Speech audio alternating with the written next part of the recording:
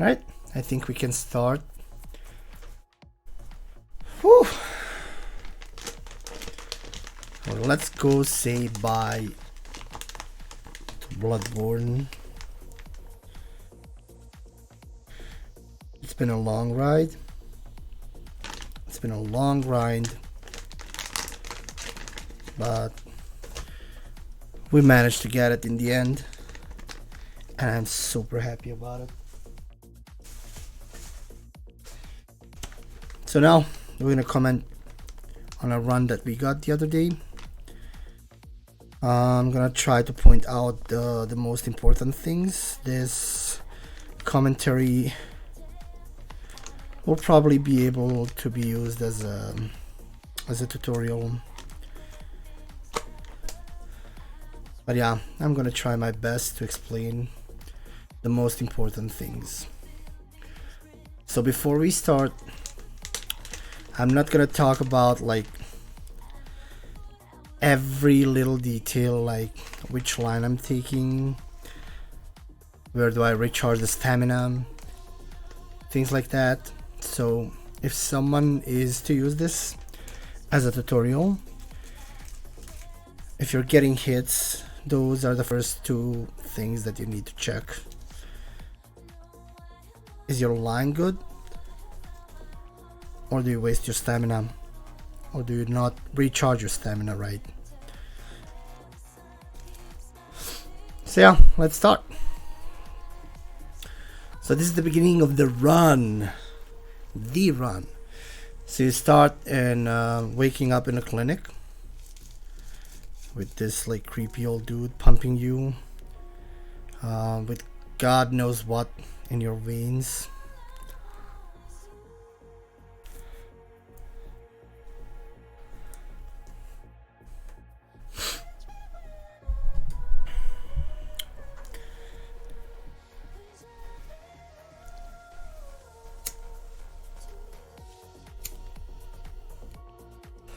So right from the start,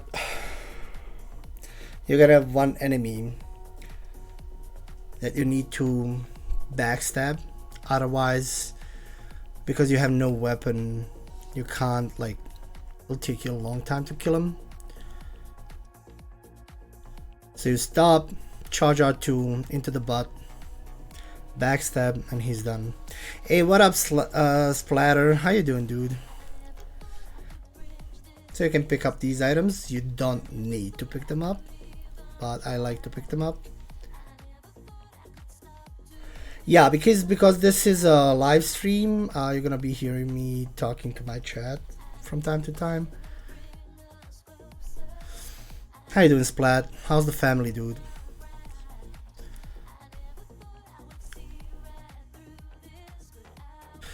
Alright, here you can run past this dude. Pull a lever. We need to like get the quality up.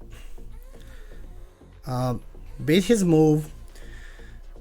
Get him to follow you. Roll through those boxes. Pick up the Molotovs. Molotovs are really important that you need to pick up if you're gonna execute German like I do. Why doesn't this...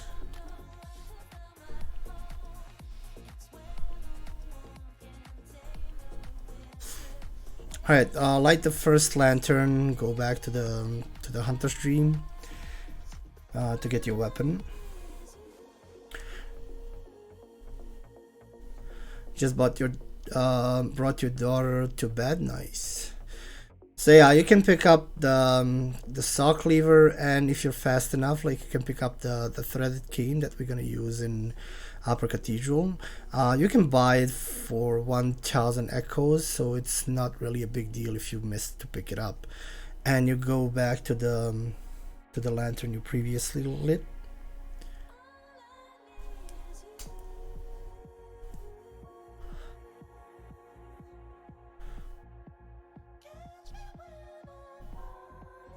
If you discontinue your sub, would it get to continue for 250? Would it? Or did it? Twitch is smart? Yeah. No.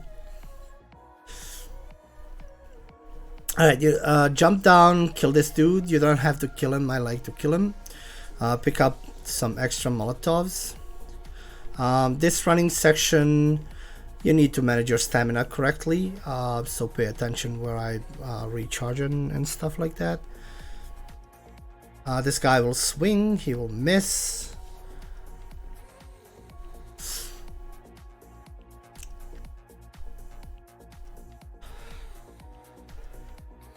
The pattern of these gunshots is almost always the same, so you can basically listen, and if you need to dodge, you dodge.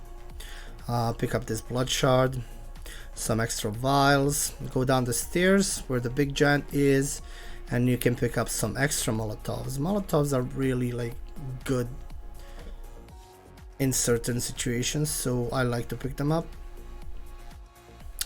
So go back, knock these boxes, run past these dogs. You don't need to kill them because they will like never be able to caught up with you. Another set of barrels and boxes that you go through. Knock these, go to Eileen to pick up some bold hunter's marks that you're gonna use for the war pots. Go right here, drop down, and continue.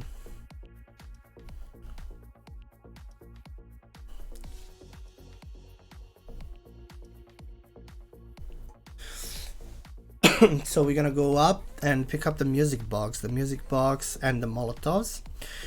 We're gonna use those two in the first boss fight in this run. That is Father Gascoigne or Gascoigne. Anyway, we call him Papa G. So sneak up to this guy, do a double backstab, and you're good. Climb up, grab the music box, and you're good to go. So about the Papa G fight, you're gonna use the music box 3 times, and after each use you're gonna do a backstab, or we're gonna do a backstab, and we're gonna do a visceral, follow it up with a Molotov, and then repeat basically, and he'll be like nearly dead by the time we finish, so we can basically do charge out 2 to finish him off. I'm gonna mess it up in this fight. First I'm gonna tell you about the pig. When you go around the pig, stay close to her body. She won't be able to hit you ever. Do charge out 2 with a visceral, followed by another charge out 2. She's gonna be dead. Pick up the items. Yeah, so I'm gonna mess up this fight a little bit, so I'm gonna have to correct it. We use the music box 3 times. We can totally like use it 4 times in total. So if you mess it up, you can basically run behind the big like tombstone or whatever that is, monument or something, and wait him to get closer to you, so you basically play it for the last times to finish him off. Okay, we're in the fight. So this is the first boss of the run. Hide behind the tree to avoid being like shot. He can do the gunshot 4 times in a row. So music box, run behind him, backstab, visceral, then a Molotov.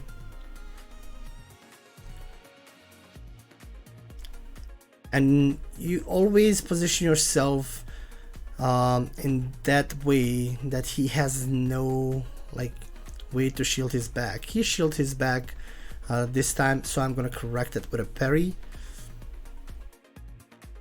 without playing the music box, of course. So he almost shot me here.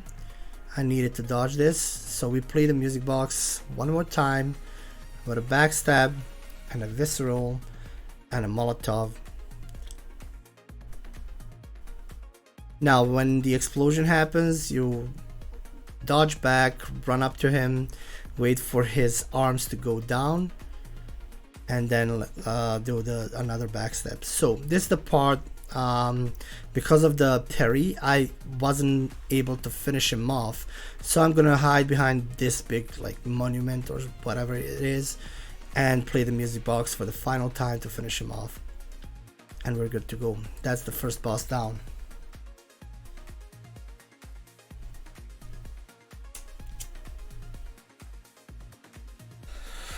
Pick up this, very important for the early game, and go back to the dream. Spend all the echoes to buy 51 or 52 knives, throwing knives, that we're gonna use later in the game. The reason why we buy them now is because they are the least expensive at this point. Every time you go to another area, they're gonna be a little bit more expensive. So yeah, pick up the extra Molotovs that you picked up from the storage unit, get 4 punjies, and then buy 50,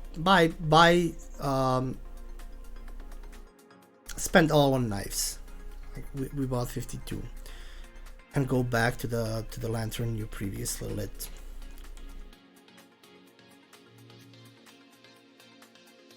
Ozzy, how you doing today, dude?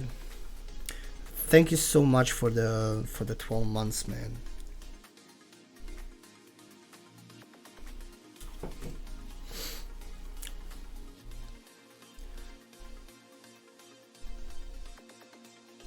Alright, so I'm gonna go back a little bit, throw 1 pungent, pick up the 2 hunter's marks.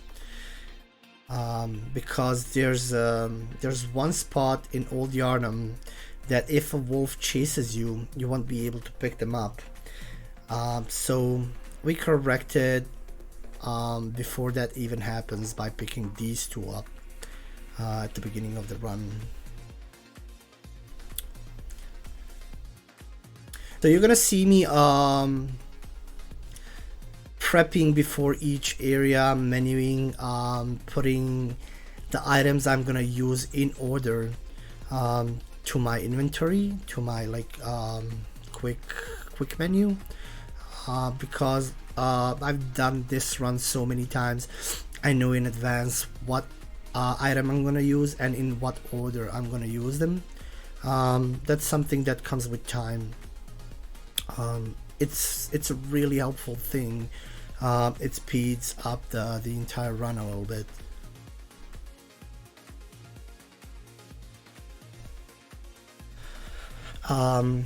Open that chest, pick that item up. That item will allow you to upgrade weapons.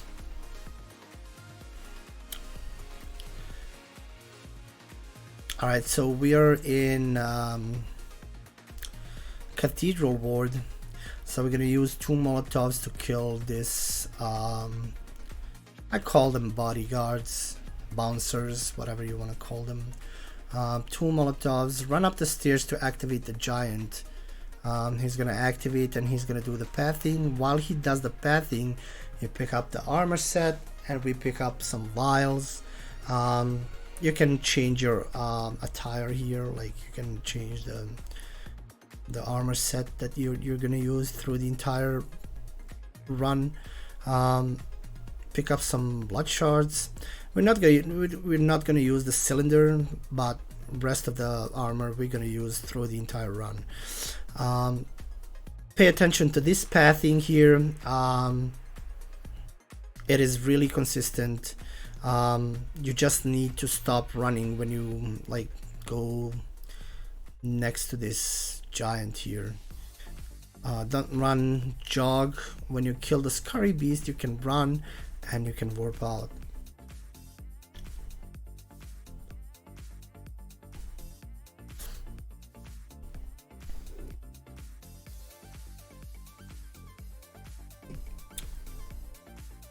So marking out will put you in the last lit lantern that you lit.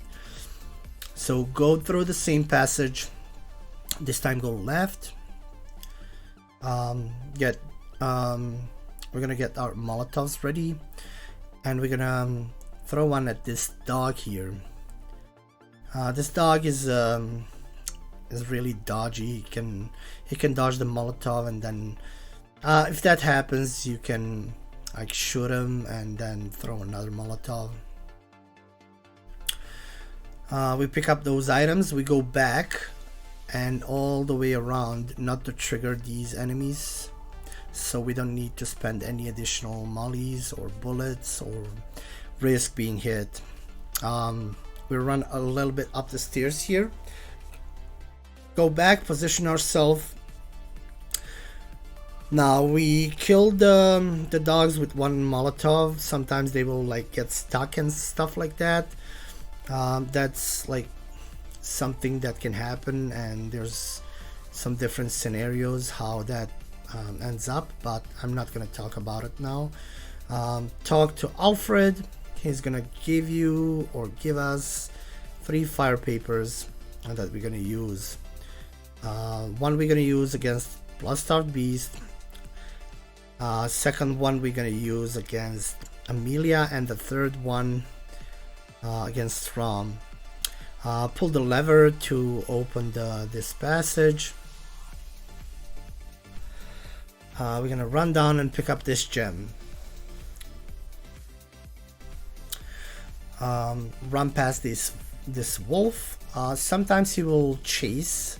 Sometimes he just like stands there and look at you, growl at you, whatever. This entire section I hate it very much because it's very RNG heavy. We picked up some pungies there. Pungent cocktails are really useful item. Honestly, like I think you can never have enough of those. We're gonna kill the Scurry Beast here to pick up some extra shards, and we're gonna cross the bridge. Crossing the bridge, we're gonna throw another cocktail here at this guy's head. Switch to our pungents, throw one there. Throwing this pungent will allow you to stand here a little bit and wait for that guy to go behind that rock. When he goes behind that rock, it's the perfect scenario, and you can basically run past him. Drop down on a pillar to like soften your fall. Roll off and then roll again on the landing.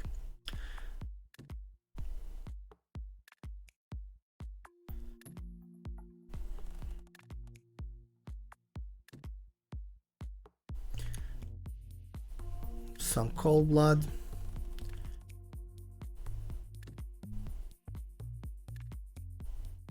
This item just because we can.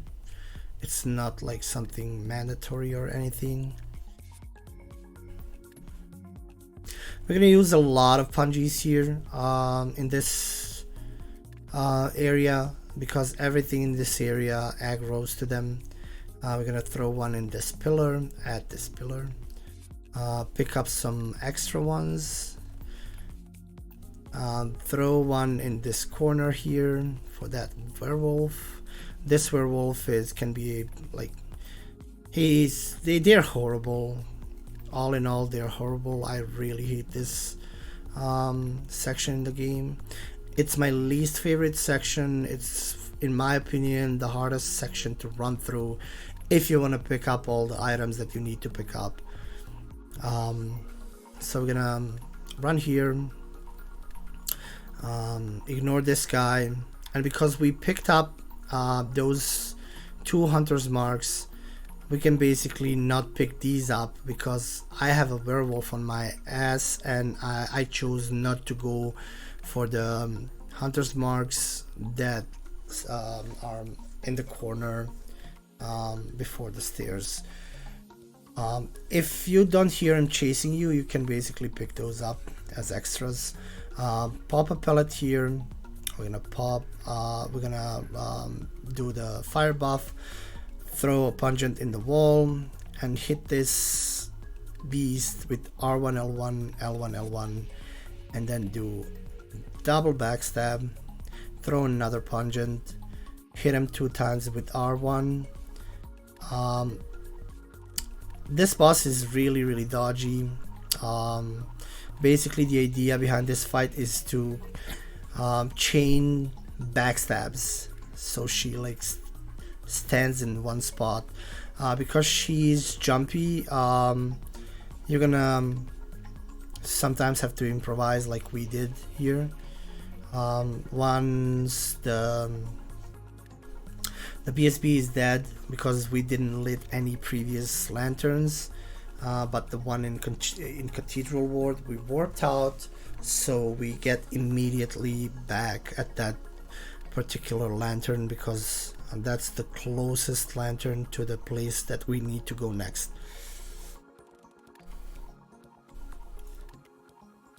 Now this door is gonna be open after you kill BSB. We go up this elevator, lift, whatever. Send it back down, and we're gonna go and pick up the doll set.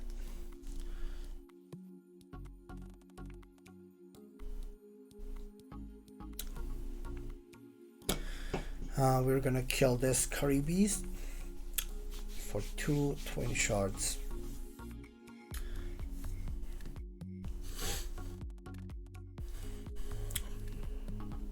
We're gonna drop down at this spot and open this door, and we are in the abandoned workshop. Here we're gonna find the doll set, which sells for a good amount of echoes for the early game. It's gonna help us a lot.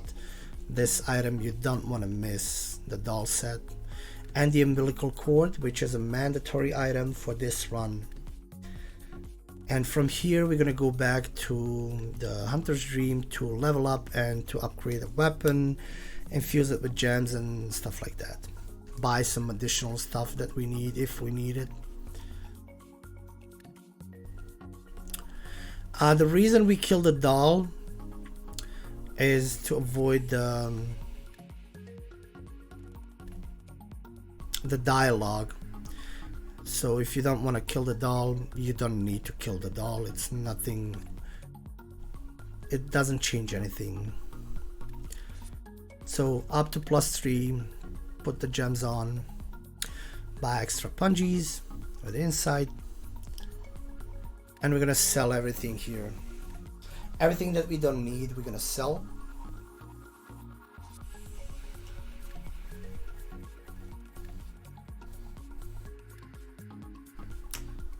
And we're gonna buy a hunter's cap, or old Yarnum's cap, old Yarnum hunter cap, yeah.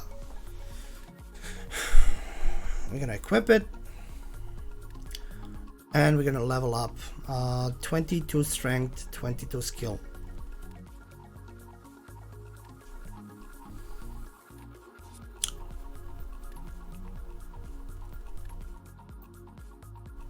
So again, in order I'm going to use them: pellet, paper, and some pungent cocktails for one particular dog that we need to run past.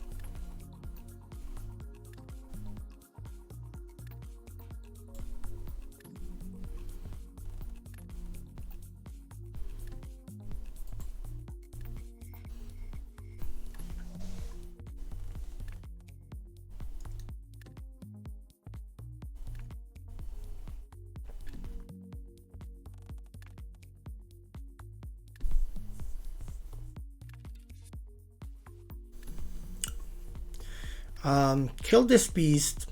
This beast is really important because he's gonna drop us the beast rune that boosts our transformed attacks by 20. This is the spot. Be really careful when you throw this pungent. Stay out of the dog's eyesight. Don't let him see you before the before you throw it.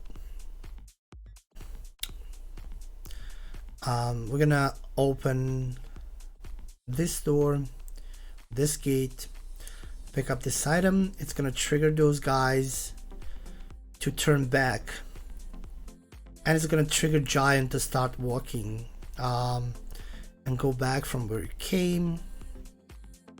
I'm gonna go up these stairs, pick up this item here. I'm gonna pop some items here because we're waiting for the Giant to go down the stairs, and if we go this pathing, this Giant will never be able like to hit us and reset us and whatever. We're just gonna run past these dudes, and we're gonna enter Amelia. Amelia is a specific boss. So we're gonna chain break limbs on this boss by doing transform attacks. So we're gonna buff with paper, buff with a pellet right before we wanna hit her. R1 L1 left arm, R1 L1 L1 right leg. Same with the left leg. Go in front, we're gonna do a visceral, and then we're gonna hit her right knee 3 times with R1 and strafe to the left. She's gonna jump back always, and then we're gonna finish her with 4 R1s. This fight, if you execute it like this, it is 100% scripted. It can never go wrong as long as you chain those breaks.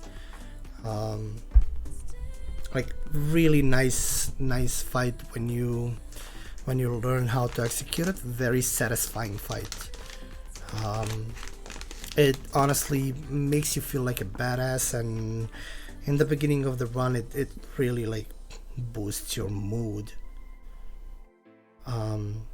So we touched that skull to activate the cutscene that will allow us to find out the password for the Forbidden Woods. Forbidden Woods is the first area in this run that is reset heavy. Not as much as the boss at the end of the Forbidden Woods, which is Shadows of Yharnam. Really tough boss to do hitless. Extremely tough, very smart AI. When I think about Shadows, it's just like. So by this point, we ran this section particular when we were grinding for any percent, when we were going for all bosses base game and all bosses plus DLC, and they are still managing to hit me and to reset me. So here we are, Forbidden Woods. Forbidden Woods is the place where we pick up the most of the Twin Shard upgrade materials. I'm gonna pop some items here, wait for that enemy to go past. We're gonna light the lantern, and we're gonna kill one crow with the Molotov, because we're gonna go back to this place through that door on the right, and that crow can hit us. Avoid this guy. We're gonna avoid this guy. This guy aggroes to pungent cocktails, so we're gonna throw one in the rocks.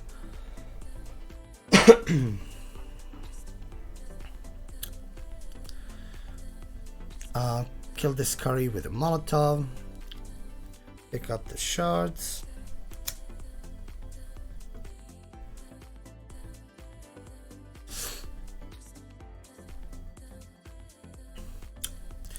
Another punji to pick up the pellets, another punji to make him like not follow you.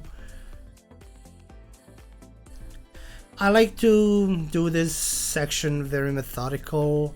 I'm not gonna skip anything. If it's like within my reach, I'm gonna pick it up because it's worth it. Honestly, you can prep your character here a lot. You can get some extra echoes for extra damages. It's unbelievable how good you can prep this character in the woods. Kill those 4 dogs because the next time we go past, they will still be caged. If you don't kill them, they will chase you the next time you're here, and we're gonna need to be here one more time. Those are some pellets that you can't see. They're in that little shack, but you can pick them up from the other side. We're gonna kill these enemies with Molotovs. I messed it up here a little bit, but by standing on this spot, I avoid being hit from above. There's an enemy above that can throw Molotovs, but if you don't go too deep, he will never aggro to you, so that's good. This guy is on a timer. You don't need to sneak up on him. Just run up to him and finish him off. This little passage has some twin shards.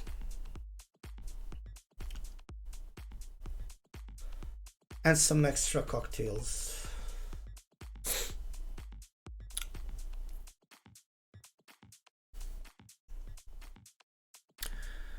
This pathing here will allow us to avoid being shot by the cannon. Cannon can have some weird ass like baby shots that like lands right on top of your head. So by doing this pathing like this, we can go past the cannon before he even basically goes off.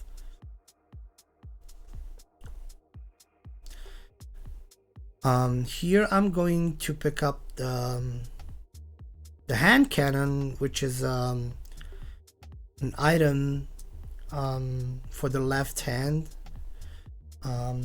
sort of like a gun, but much more powerful. But we're not going to use it. We're going to sell it. It sells for 9k echoes, so it's a really good thing to pick up. Be sure to kill that enemy down there because he can follow you forever. We're gonna pick up some poison knives. These poison knives most likely will be used in Mikolash fight.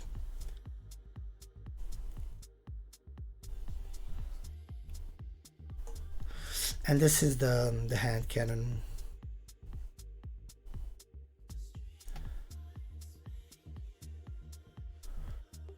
And now we're gonna deal with a really scary enemy. This guy's scary, really scary, so we're gonna finish him off with throwing knives, and I strongly suggest to anyone that is doing this to do the same, because this guy can reset you like crazy.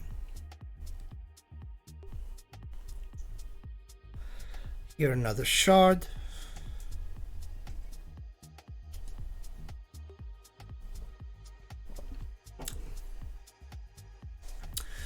And we're gonna go up this elevator. Now, we're gonna kill 2 NPCs with really simple method. And they are gonna give us like close to 20k souls or echoes.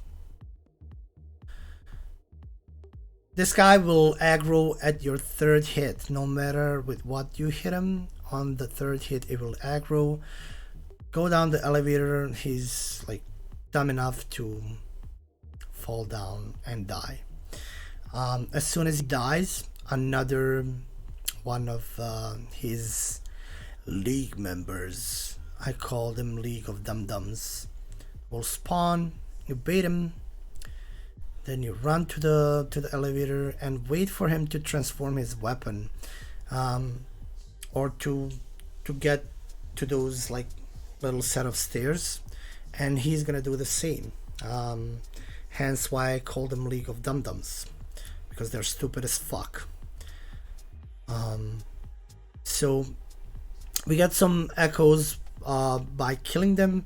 I think we're gonna get more than 20k echoes when we sell the whistle and the helm, and with the echoes that we kill them, it's gonna be over 20k.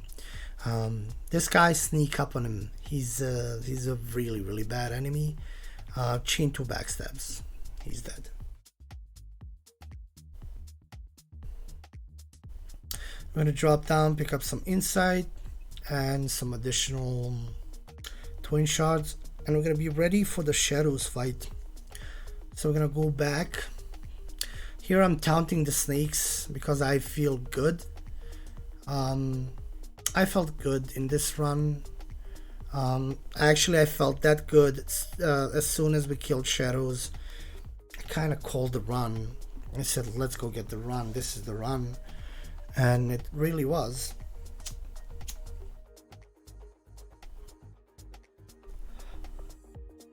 Don't taunt the snakes though.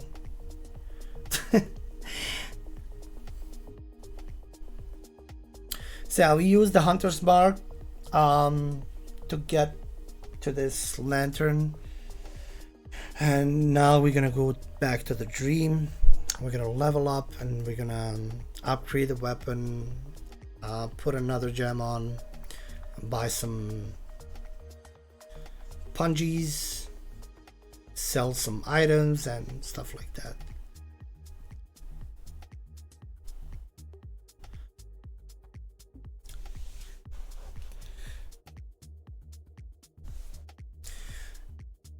So by this point, we're gonna be at +6 weapons infused with some gems, and we're gonna level up to 25 strength and 30 skill. Leveling for this fight and for some other fights is really specific. I level in that way that it allows me to do one charge out R2 with transformed weapon at the beginning of the fight, and to do 3 parries and a visceral on the katana shadow, so he'll be ready for the transition. If you level too much, your strat is gonna go a little bit differently. Same goes if you level lower than 25-30. So if you decide to change anything, to pick up less items or stuff like that, to be faster, you're gonna be in a position where you have to figure out your own strat for shadows fight. But the main thing about shadows is you need to lower their health down to 1/3. So we basically lower the katana health to 1/3 and the fireball shadow to 1/3, and then we buff and do the transition, kill the katana, then kill the fireball, and then on the last shadow, when you approach him, if you close the distance fast enough, he'll start jumping after each hit. So you hit him, he jumps, you hit him, he jumps, you hit him, he jumps, and you can basically finish him off. You don't need to bother with his health, at least.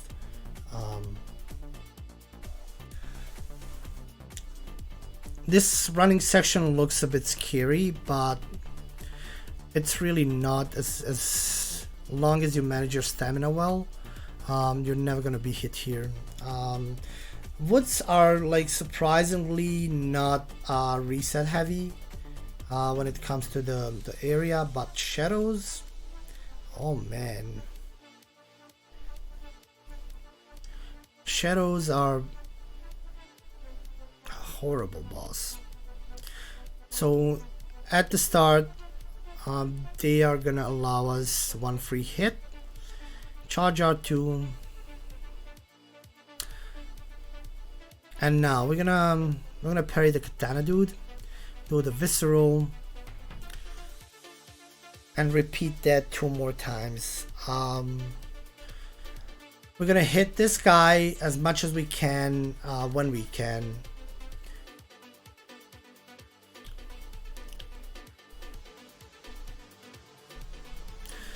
So we did another parry here. When you want to hit the fireball dude, make sure to bait out some of the attacks from other 2 guys, because they can basically close up on you really fast. You can see here I'm deciding not to hit the fireball shadow because I know that these guys are really close. Alright, another parry and a visceral, and this will be it for that guy. So now we need to lower the health on this fireball guy. One thing I do, this is where I baited the attack. One thing I do sometimes is, if they are really well spaced, I go for the transition on a katana guy, even though I didn't lower the health completely on this guy here.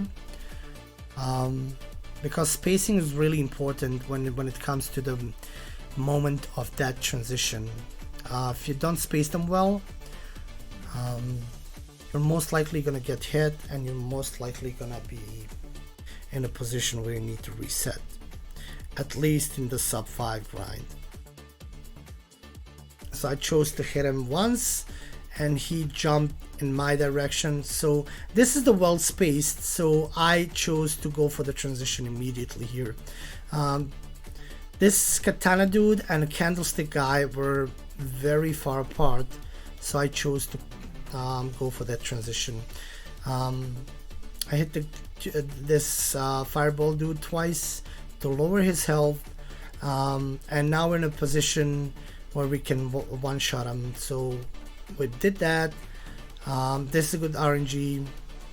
He's gonna try to smack me here. He almost did. He can do a jump back with a swipe. He almost did, but I was faster.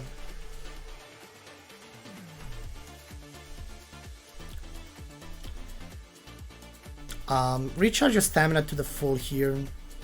This particular bug resetted me before I got this run. So we had one run up to here, and this bug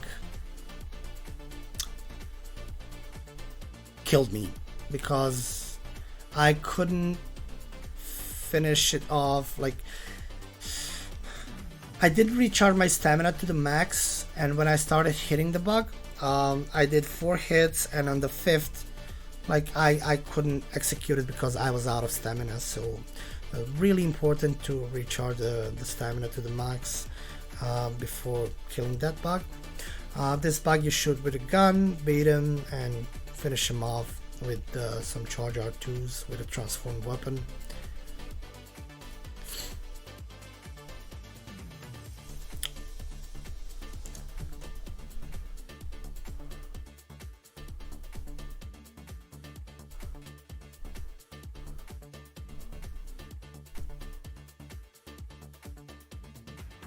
I opened this door here in case I have to warp out, so I can easily run up without having to deal with those bugs, to having to deal with those fireballs and like sneak around and stuff. I can just run through and go up and go into Rom's fight again. We're waiting here for this NPC to finishes her batting.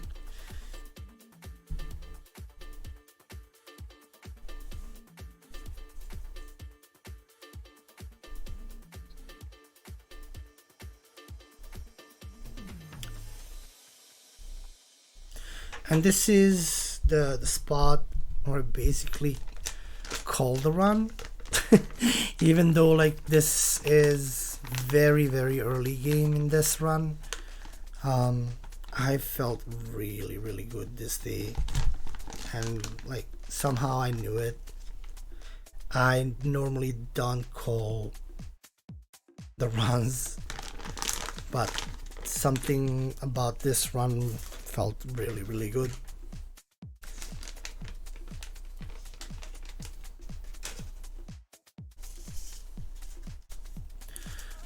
The reason why we stand here is because I'm resting a little bit. So we're gonna go up and climb these ladders and pick up the key to open the door for the ROM fight. Lunarium key.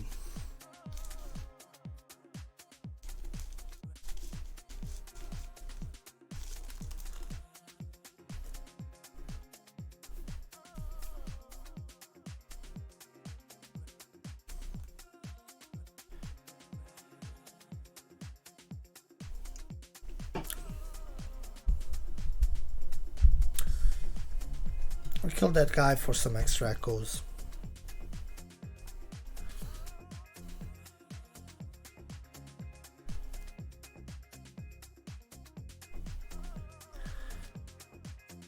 Alright, ROM fight. We're gonna clear these spiders. After we clear the spiders, we're gonna pop a pellet and we're gonna hit the main boss on the face mask with fist to build up the beast meter to the max, then equip our weapon, and then buff with a fire paper. And at that stage the fight is gonna go really fast because we are gonna deal tremendous amount of damage to the boss because the beast meter is already full.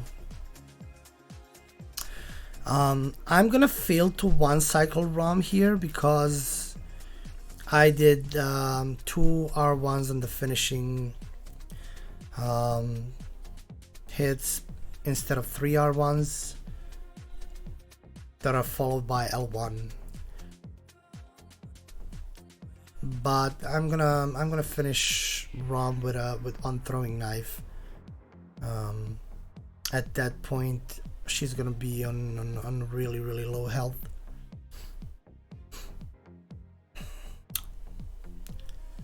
The reason why I run away from her is to check how much space I have behind, because once you start hitting her in the face she's gonna back up from time to time, and you don't want this boss up against the invisible wall. So with each hit our beast meter that is on the top of the screen builds up until it goes full.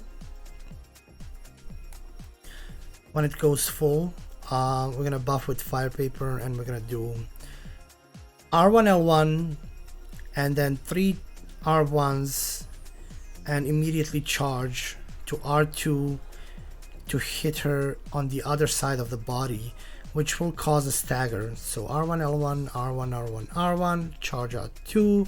This is the stagger. You recharge your stamina and you're supposed to do 3 R1s with L1 here. I did 2 R1s with L1. I thought it'll finish her off, but it didn't. So I'm gonna immediately lock on as soon as she goes up to cast the meteors. I'm throwing the knife and I'm running to the side to avoid the meteor shower. The meteor shower.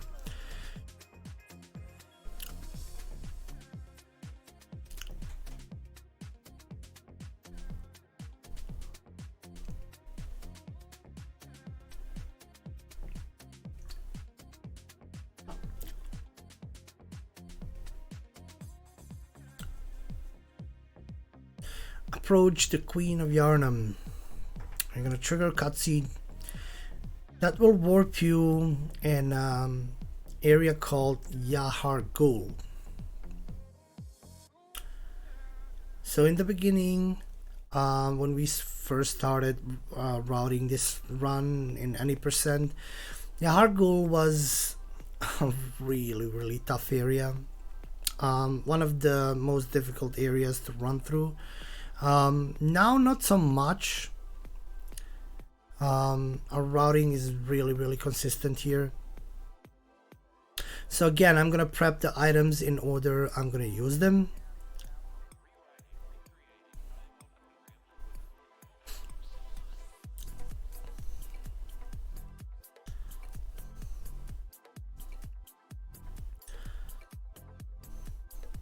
So we're gonna run down, turn hard right here, where this like fence is broken. Pick up the cold blood, stick around. Like I circle 4 times, and then run on the left side of this guy.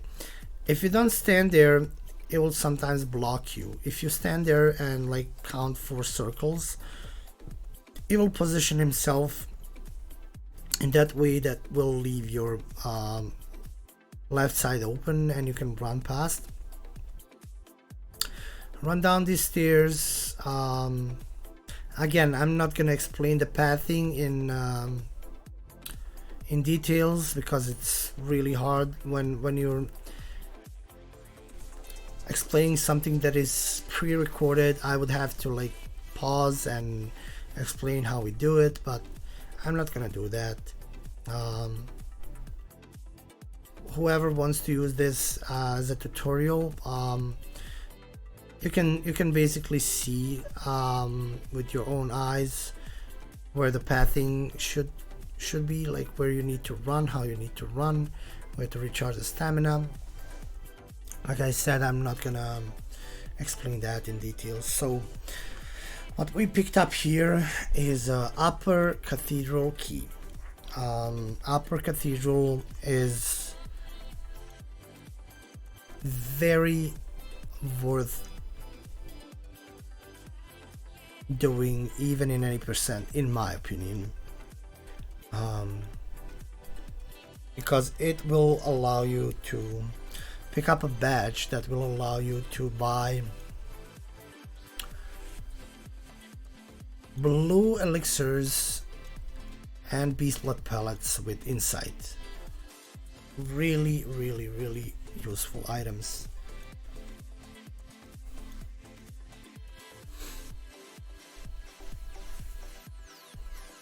And we're gonna go there right now.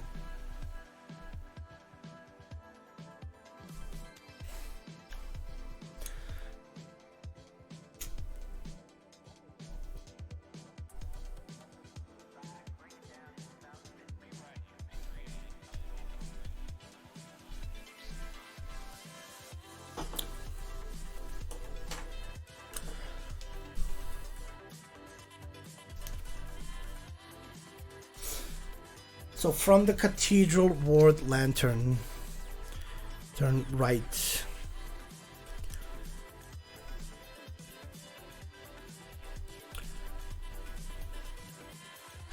You go up. I like to kill this guy just because it will allow me to drink blue elixir here and run past this guy, go up the stairs, and we're gonna wait here for all the enemies in the area to de-aggro. Murloc, how you doing, dude? Doughfish, Junkyard, how you doing, guys?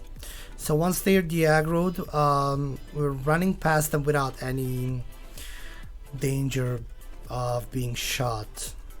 Sometimes that one dude from that mob under the stairs will follow us up, but we're just basically gonna run up and like stare at you, and you can kill him faster than he can hit you. So we shot this grandpa to bait him out. Finish this guy and kill that wheelchair. Murloc, doing a commentary of the run that we got. I'm not doing it. I'm not doing it again, man.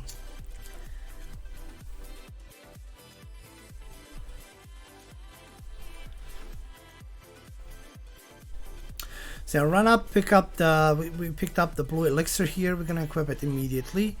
The reason why I like to bait this guy to aggro is for the second one to get close to him. And we go back here and hide. So they're gonna be like really close to each other now, and they are gonna turn, they're gonna turn in the almost the same second. So that allow me to like control when I'm gonna run past them.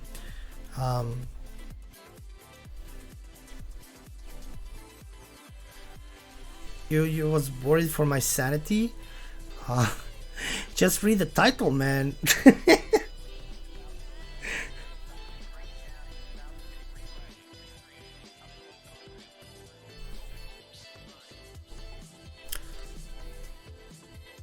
So I'm gonna run up here and parry this guy. I like to stand here on the left, which will cause him to open the side a little bit for me. And here stick to the left because he can basically hit you through the wall. And this is the key skip. So what we do basically here, we hit this guy with transformed threaded cane with jumping R2 to bait him close to the door, and I kill him with 4 Molotovs.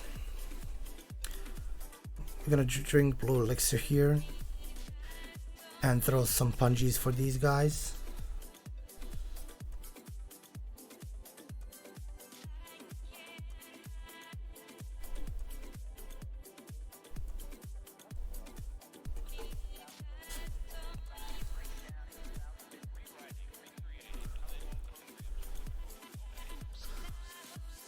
And this is the badge that will allow us to pick up, to buy all those wonderful things. Inya, thank you for the follow. Wait a second.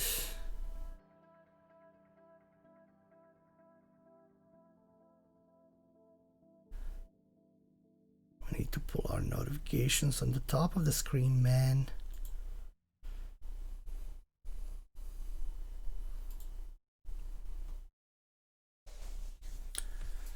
So yeah, with that badge, we're gonna be able to buy pellets and blue cocktails now, blue elixirs.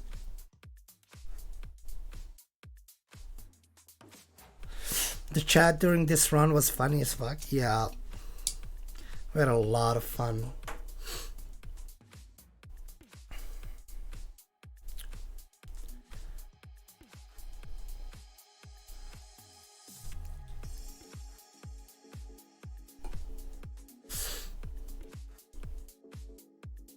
Restock. We're not gonna be able to upgrade the weapon here now at this moment, so we're gonna buy 9 blue elixirs and 9 or 10 punjies for this particular area.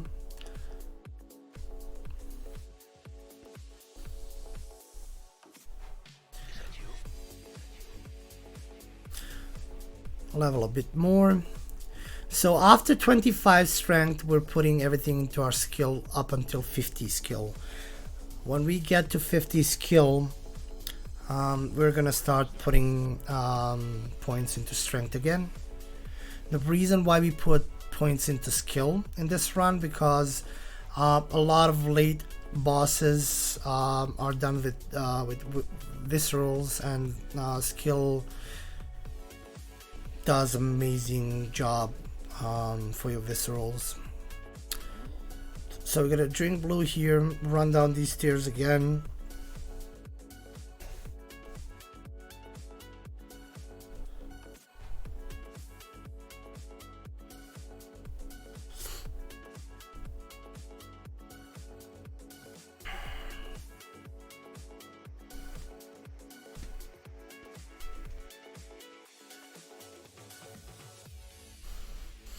We're gonna wait here and drink another elixir. We're gonna turn hard left here to pick up some chunks. And here from right to left, we're gonna avoid being hit by this laser.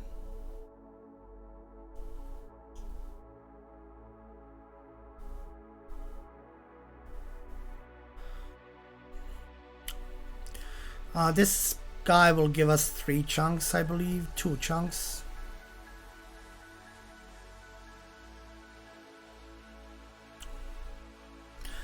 We're gonna do the plunge on this motherfucker here.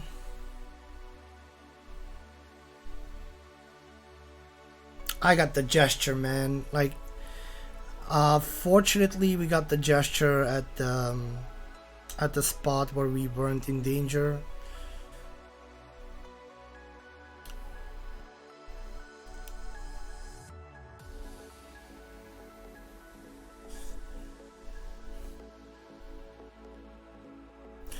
By drinking blue, this blue will allow us to avoid aggroing these NPCs here, as long as you stick to the right wall. And as soon as we kill this gun, the gun dude, the elixir is gonna wear off. And we're gonna drink another one.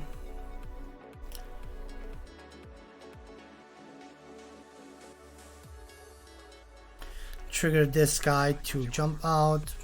Pick up some extra chunks, turn him a little bit, and then turn this guy on his left, and then go on his right. He's gonna circle like a dum.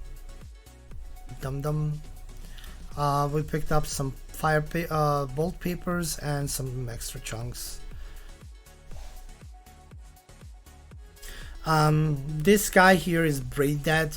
Sometimes he will swing, sometimes he won't. But you're basically safe, you don't need to kill him.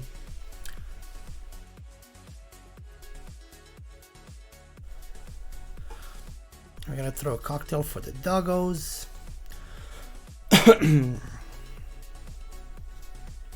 And touch the fountain of life. This portal will get us here. We're gonna sneak here a little bit.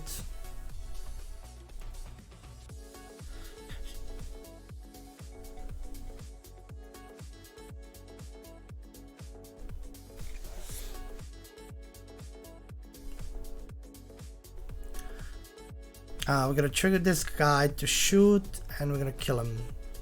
3 R1s.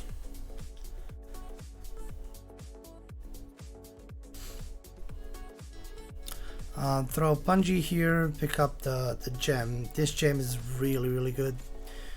Gives us 18% of damage.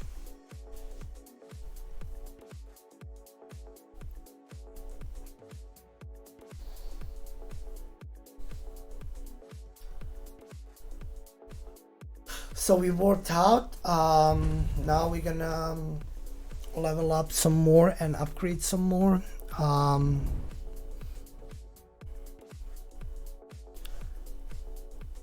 Link to inside, thank you for the follow.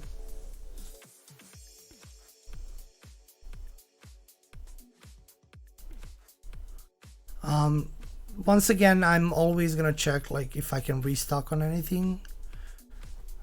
So we're gonna go to +8 here and put the 18% gem on the first slot.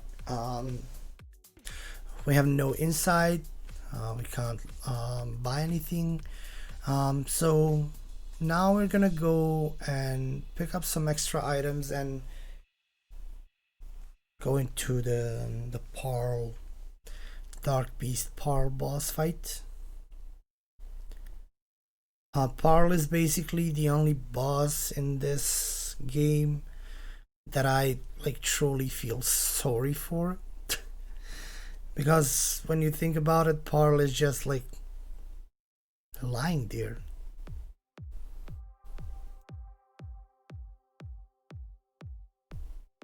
Thought you got the run? Yeah, I got the run. I'm doing a commentary mob.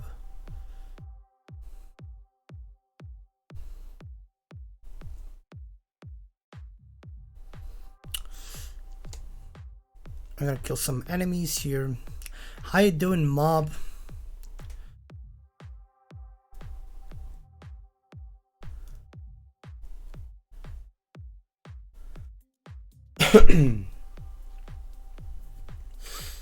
Yeah, man, this is goodbye. We're saying bye to Bloodborne. This is the most freaking satisfying backstab in the world. It's gonna just melt.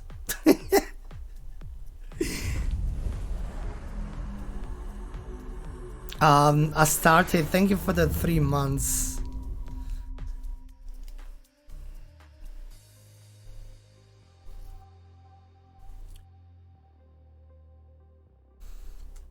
So we're gonna open this door here and drink blue elixir. And we're gonna go down, all the way down.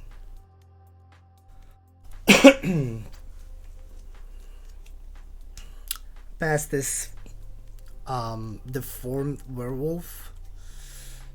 Pick up some extra items. Yeah, we're doing a commentary. By doing this section, it will basically allow me to be at +9 before the Mikolash fight, which is really nice. We're gonna throw another pungent here to keep him occupied.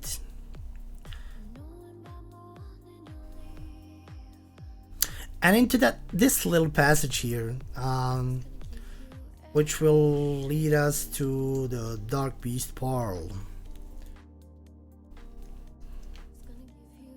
How you doing, Astarte? You gonna lurk? Alright.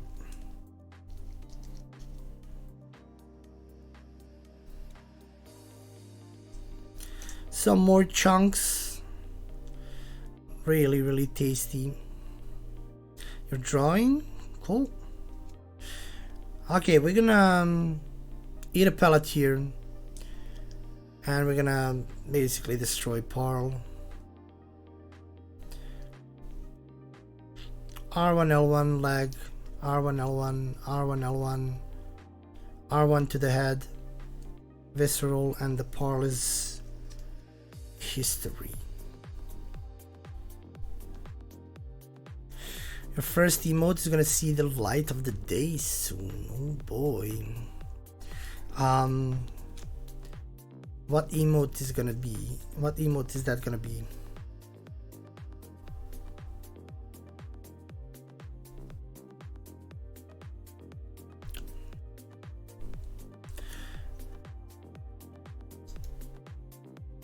Send you on Discord. Hollow Knight tab, nice. I'm gonna check it out. After this. I think I have the Discord. Yeah, Discord is down. Unfortunately, I can't check it now.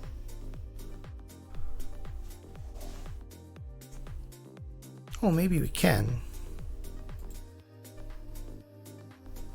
Yeah, I can. Holy shit. Did you draw this?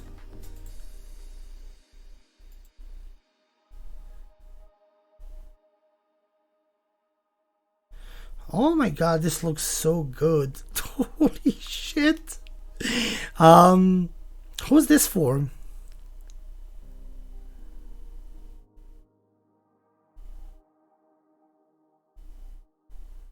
Blade, nice.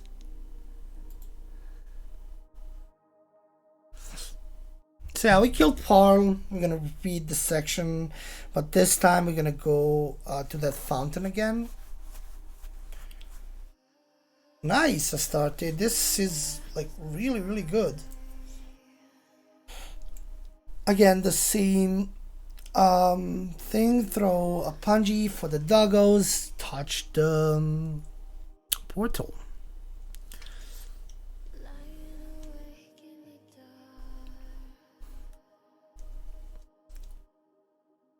And now we're not gonna go left, we're gonna go straight, which will lead us into the One Reborn fight. One Reborn fight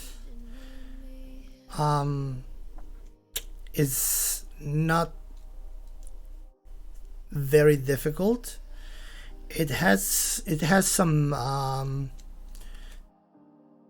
little details that you do on the balcony, like waiting for the spit before you hit the maiden. But I'm gonna talk through the fight.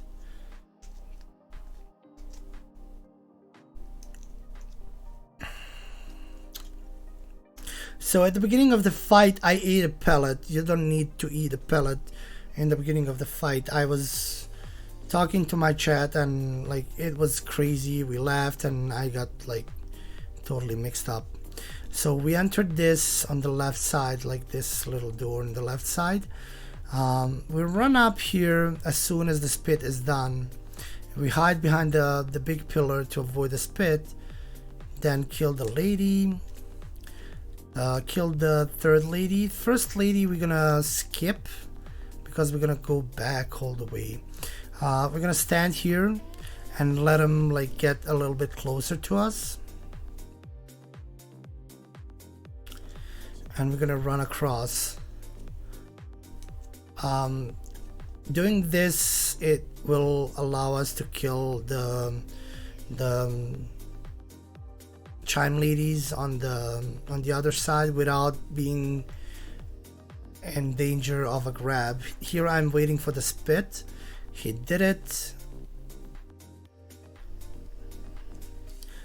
So by doing this on the final lady, if you don't do that, he will try to grab you, and that grab is scary. It has a large hitbox, but if you bait him to the other side to get close to you, he will not be fast enough to get on the other side when you kill the final chime maiden. So here we're gonna wait for the spit again. It did the spit. Kill the lady, run down the stairs. Pellet, paper, run out. R1, L1, L1 to the right big leg. R1, R1, L1, L1, R1, L1, and just basically break his limbs until he dies. Once the balcony section is over, this fight goes like pretty straightforward. He's just gonna lie there and take it.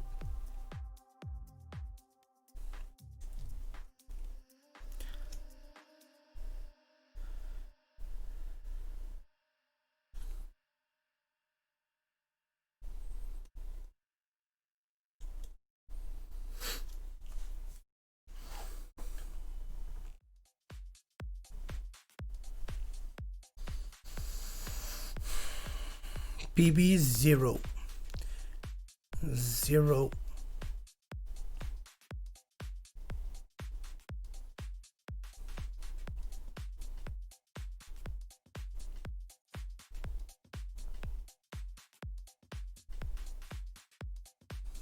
No more PBs. So we're picking up some sedatives here that we're gonna use later. These guys, just run past them. You don't need to worry about them. They have like some long arm stretch attack, but they're really slow.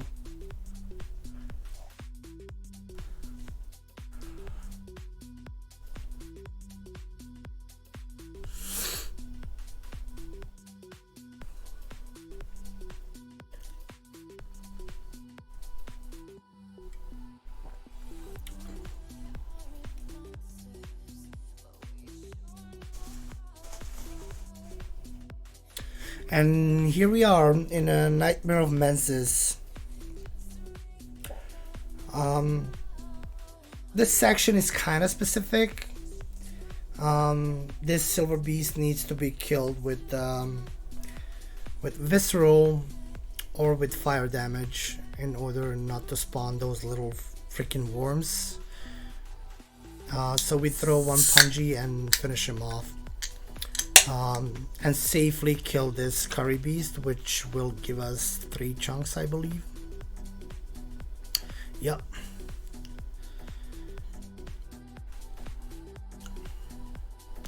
Some cold blood here, and here on a particular spot I drink a blue elixir. It will allow me to run through this section and to wear off at the spot that I want it to wear off. I'm gonna throw a pungent here just in case I'm gonna be followed by those silver beasts. So right here I'm gonna recharge the stamina to the full right on this rock here, and I'm gonna run up. The elixir is gonna wear off exactly where I want it to wear off. So this guy is gonna throw that rock on that particular spot where the elixir wore off. So it allows me to get safely to this chunk and to pick it up, not to be followed, not to be thrown at. It's really, really good.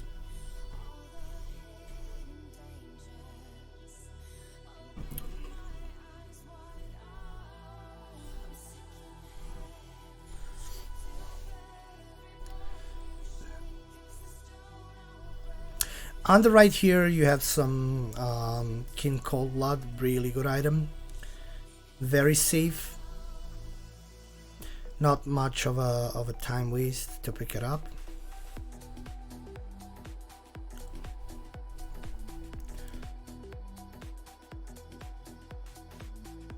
Here you're gonna jog. The reason why we jog is for that little dude behind this NPC.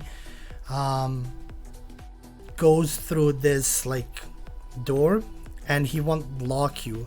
If you run, he will block you at that door and the NPC will catch up with you and he will hit you. Here turn left behind the mirror. We pick up the blue elixirs. We're gonna drink one immediately here. Run around this big pillar here. Then around this big pillar here on the other side, recharge your stamina to the full, run all the way around here and enter the elevator. This pathing will allow you not to be followed by any of those enemies, which is really good. I switched to throwing knives because I wanna kill this like dog bird with throwing knives before I go for that item there. I'm gonna throw a punjies for those guys down there. Just run off this. Don't roll, don't jump, don't just run off the ledge. So we're inside of the elevator. We're gonna pop everything we picked up.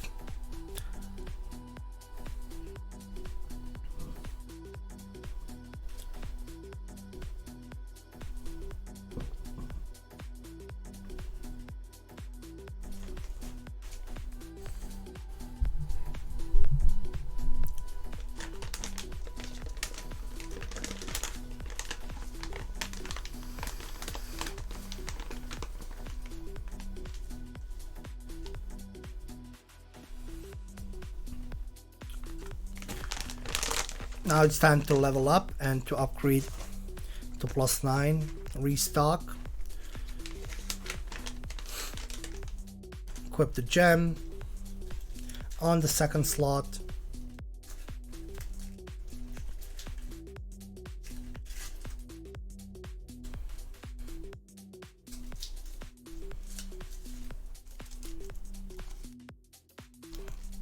I stopped here for some reason.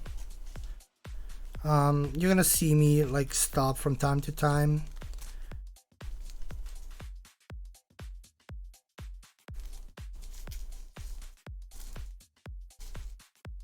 I don't think we made any like big breaks in this run because the run was done in like 3 hours and 15 minutes,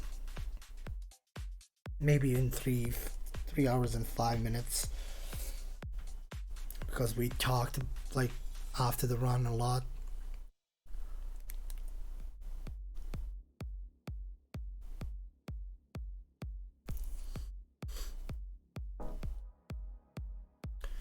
So we bought some consumables that we're gonna use with inside. We're gonna sell everything that we don't need.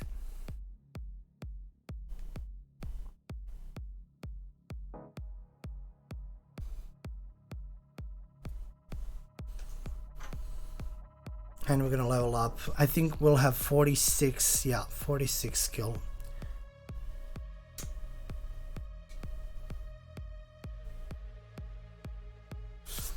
Now again, item management in order. I'm gonna use the items. So pellets, papers, poison knives, regular knives, and the mark in case I need to mark out.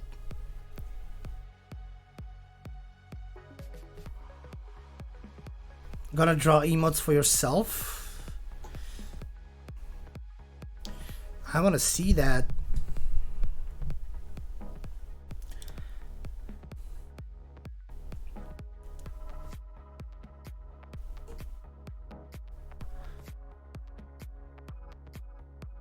Now it's time for me collage. This is kind of the only boss that I was afraid of being like memed by, because he can be a troll. Now there are many scenarios in about Miko fight. I'm not gonna explain them all, honestly. It would take the entire time, the entire fight to explain this fight in details, because he can go in a lot of different ways. So we kill these puppets. Meme collage.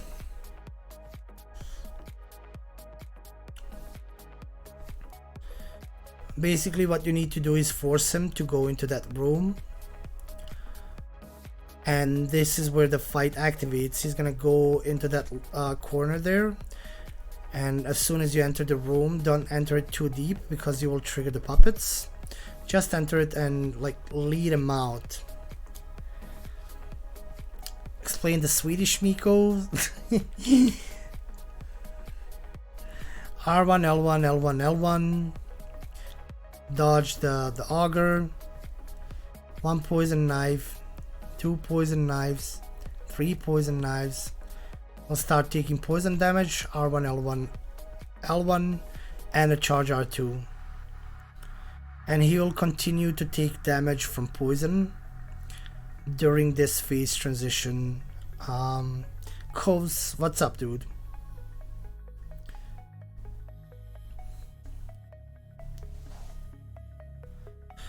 I like to kill these enemies here, because this little prick will sometimes deny, like he will refuse to shoot at you, and as soon as you start running, he's gonna shoot you, and those arrows are fast as lightning. Honestly, it's horrible how fast those arrows are. So Miko is like really well done in the first phase. Look at the damage that we dealt. Now you force him into the mirror and come back here. He's gonna be down there, and you can basically finish him off with throwing knives, and one like on the plunge he will be dead.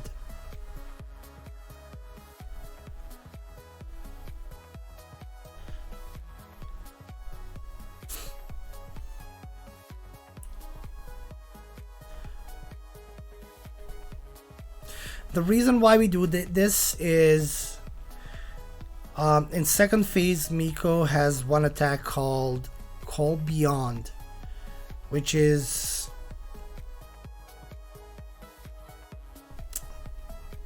I'm not gonna say difficult to dodge, because Lethal is gonna get mad. Lethal found a consistent way to dodge this. It takes a lot of practice, but it's like risky. It's really risky. I don't know why would anyone do that in hitless run, but Lethal likes to fight Mikolash legit. So on this plunge, he's gonna die. You transform your weapon Pay attention to the placing of my foots, where the foot is positioned, where the camera is looking, and then roll off. And with the transformed weapon, you're gonna kill him off.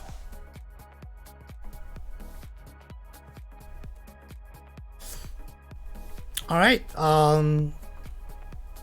Now we're gonna advance towards the Murgo's Wet Nurse, which is the final boss of any percent.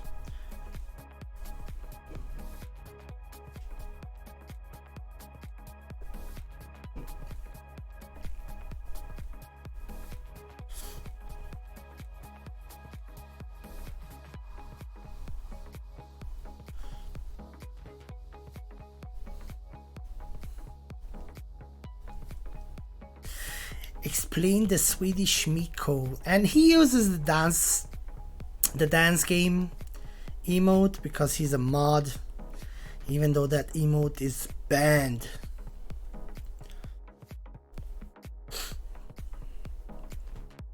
So we pop the blue to avoid being hit by shadows. Basically the golden rule in pathing is, if an enemy is easily triggered, use your space. If you have space on your right, use your space on the right. Like, go as far as you can from the enemy if that enemy is triggered. We go close to those pigs because they are not easily triggered. Doesn't say in the rules, yeah. Like I did here, I used the vast space on the left side and like went all the way around those enemies here.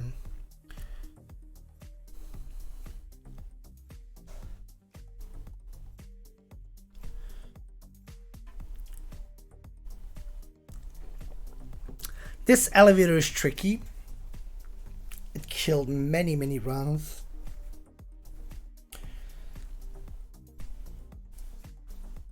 You roll off. Very specific roll. You can basically miss a lot. So we drink the blue to avoid being seen by these lanterns. They're still gonna like see us in a way, but so we drink the sedative, because if that frenzy meter is built to the full, we're gonna take a hit. It's gonna have the explosion animation, and that means that you took a hit, and that would be disastrous.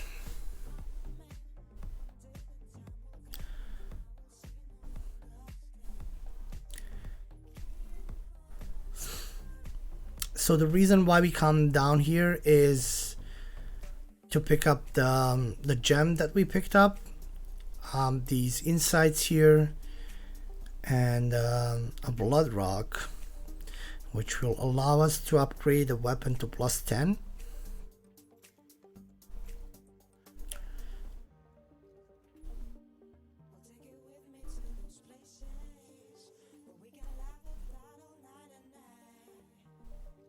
And we're gonna warp back and go to the dream, level up, upgrade, whatever.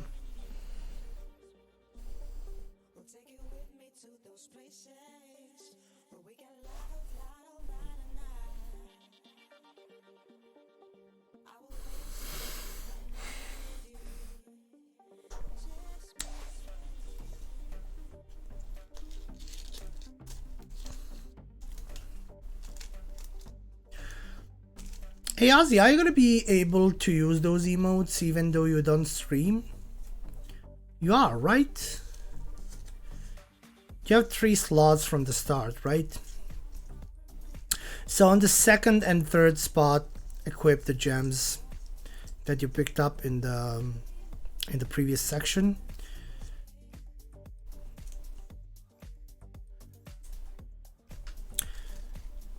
We sell the Miko cage. I ain't drawing the damn thing. I was memeing. Come on, man.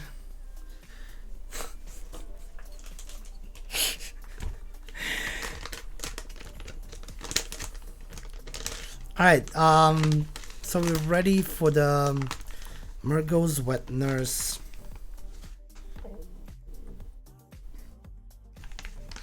Now, Murgo's Wet Nurse is not all that difficult. The only thing about this boss is she's tanky and sometimes glitchy. So some unpredictable things are gonna happen in some runs, not in this one though. But yeah, she can glitch out in like very strange ways. But as long as you do this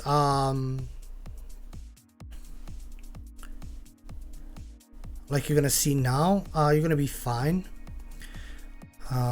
Just be sure before you hit her, be on her hip, because when you go on her hip, it will cause her to jump to the side. So you bait out the move, go on her hip, she jumps on the side, and basically you do the same again. Bait the good attacks. This is a 3 combo swipe. Again on her hip. I failed to go on her hip here and she gave me a lawnmower. That attack is scary. If she did the insta lawnmower, I would be hit here. So again on her hip, hit her. This is the nightmare phase skip. When you see her raise her arms in the air, you need to lock on, and as soon as you see the purple raise, you need to dodge to the side twice.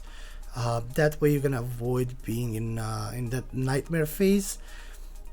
Nightmare phase is it's kind of a run killer, honestly. A lot of shit can happen in that phase, so it's best to avoid it.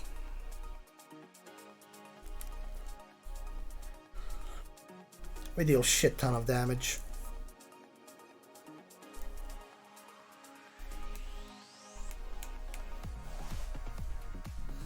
Basketball. So again, we're baiting out the swipes. She didn't go for it. Now she will. 2 and 3, and then to her hip. R1 L1. Very nice damage. Again, baiting out the swipes. R1 L1.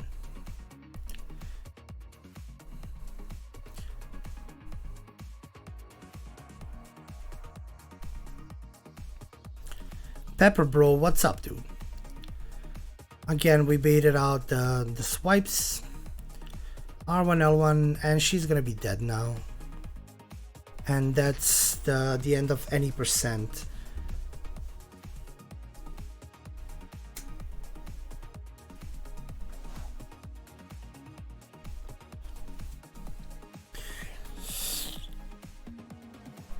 Good. I'm good. I'm really good. We got all bosses plus DLC hitless run 2 days ago, and I waited for my day off work to comment on it, to explain some stuff.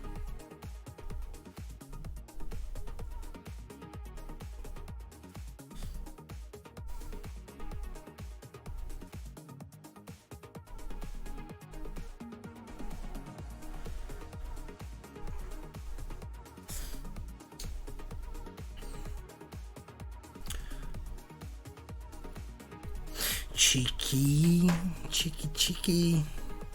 How you doing, Cheeky? Alright, the next boss is Cleric Beast. So we're prepping. On our way to Cleric Beast, we're gonna pick up a rune, a really important rune, which is a claw mark rune that we're gonna use in Orphan fight a lot. And in some other fights, of course. In the base game, We're gonna use that rune, and when we are about to go into DLC, we're gonna unequip it until the orphan fight.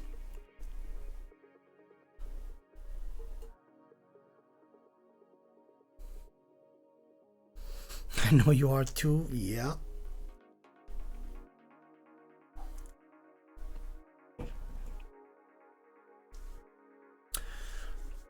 So from Papa G Lantern, we go back on that bridge where the Cleric Beast is waiting for us. Now, the Cleric Beast is a real run killer. I would say she's the toughest boss in this run. Well,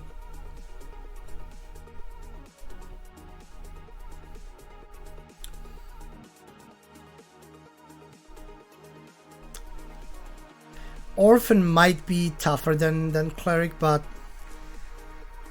Cleric is tough as nails. Anyway, you're gonna see when we enter the arena.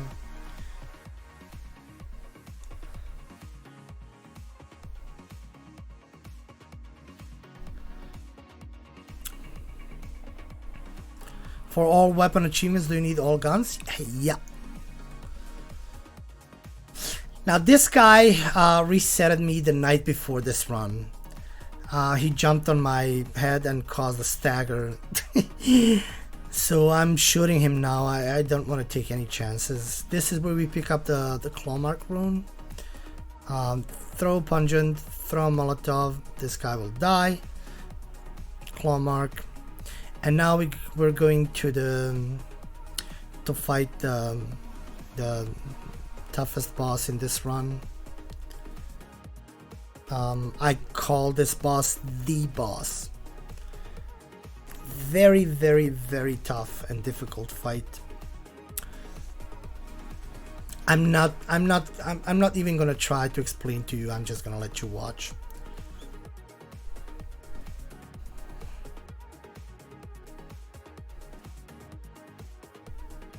That was a really tough fight.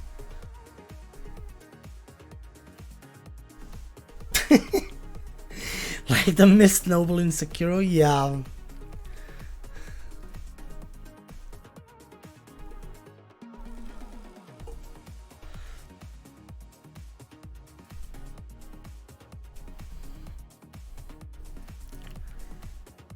But yeah, after we killed the Cleric Beast, now we're gonna go towards the witches. The Witches of Hamwick. Hamwick Channel Lane is a really scary place. I got it consistent, like I usually rest at that place now, but in the early days we had a ton of hits there, like a ton of hits. This area is, these enemies are really fast. They will chase you forever. They like, it's really, really, really tough place.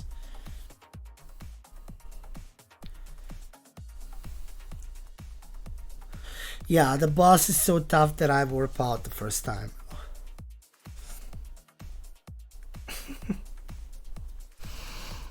Murloc.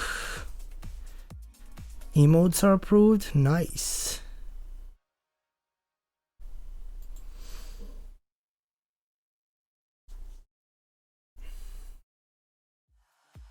Alright, from the Cathedral Ward, we go up to the towards the Amelia Arena.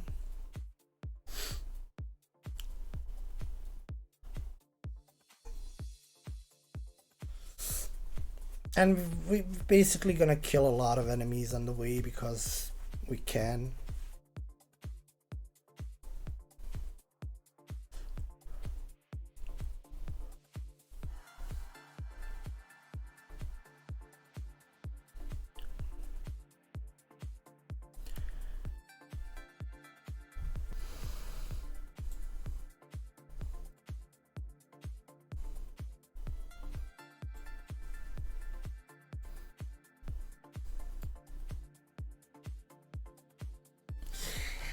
Mary Dingleberry, how you doing?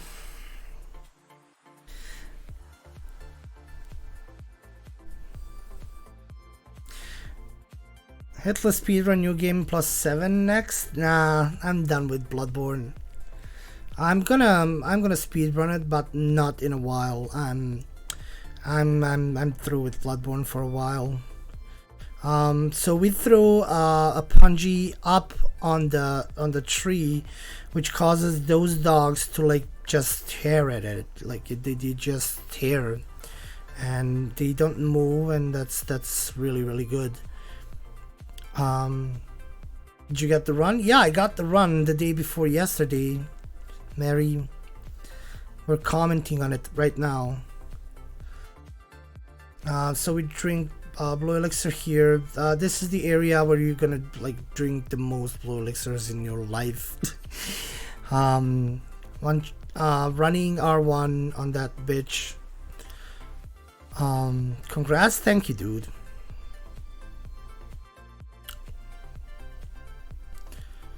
Thank you, man. It was a long time coming. We grinded this run for 8 months, dude. 8 months. It was insane.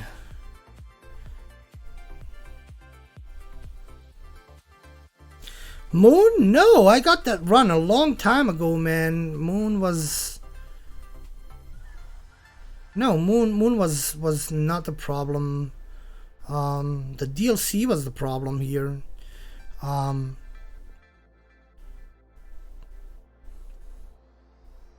Yeah, the DLC, man.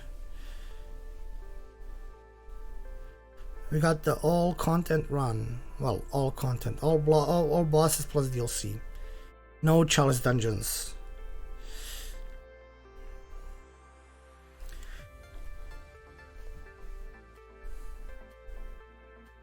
Yeah, I got Moon consistent. Moon stopped being a problem.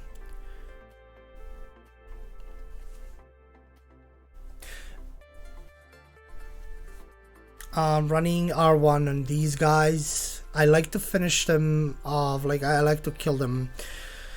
Because we're gonna bait those 3 witches before the boss to chase us. Well, not 3, 2. We're gonna kill the first one and the other 2 are gonna chase us. Most likely, if they don't chase us, we're gonna finish them off with throwing knives. If they do chase us, we can bait them.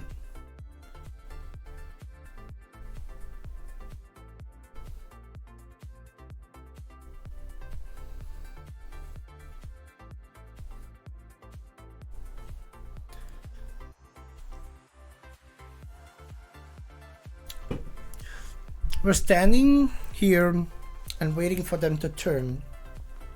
We don't want to aggro them all at all at once. That would be hell. Jog up to this one, kill her with R1, and run.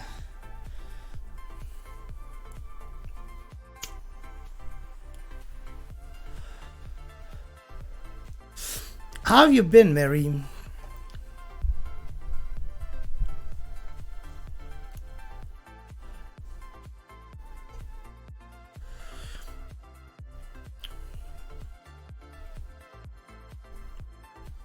got a meeting? Be right back in 30 minutes. Nice, Ozzy. We're gonna play some Dark Souls 3 after this.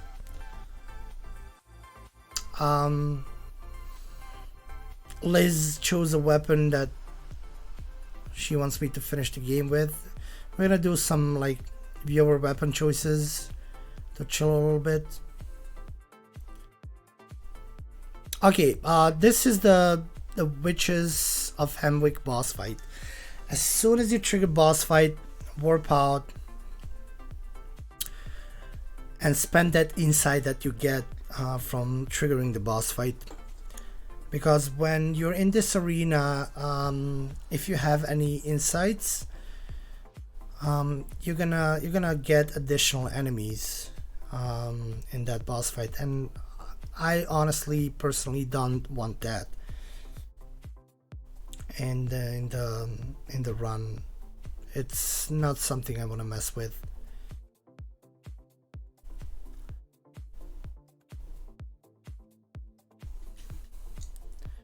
Not a great, actually had a lot of shit going on, kind of getting shit back to the track though. Oh man. Um, if you want to talk about it, feel free, man.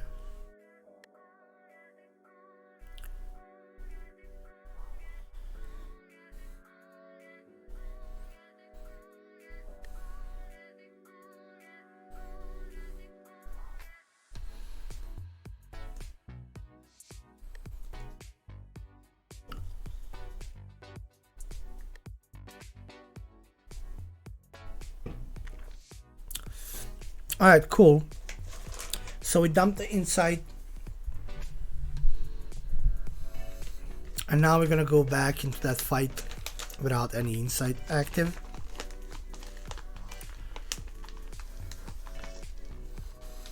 Now this time a witch decided to chase me. So I'm running a little bit, like doing a YOLO.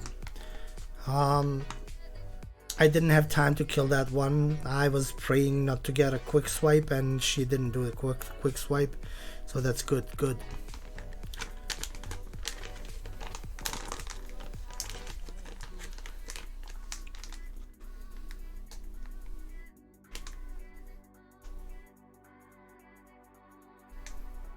Oh my god. Mary.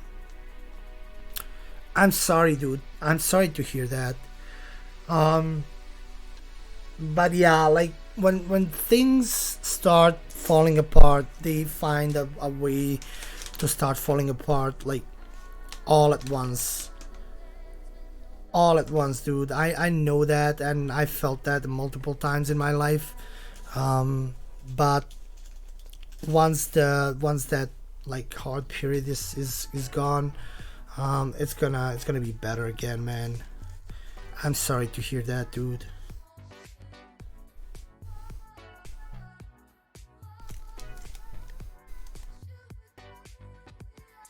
Yeah, you just gotta bite through. Bite through.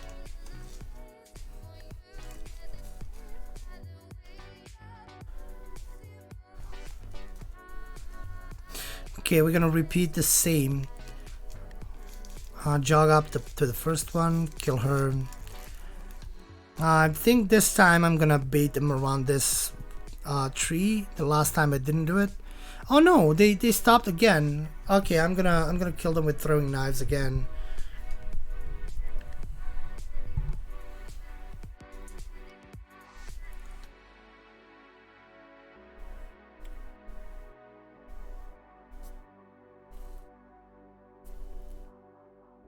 Moving is done, so that's one less thing to worry about. Yeah.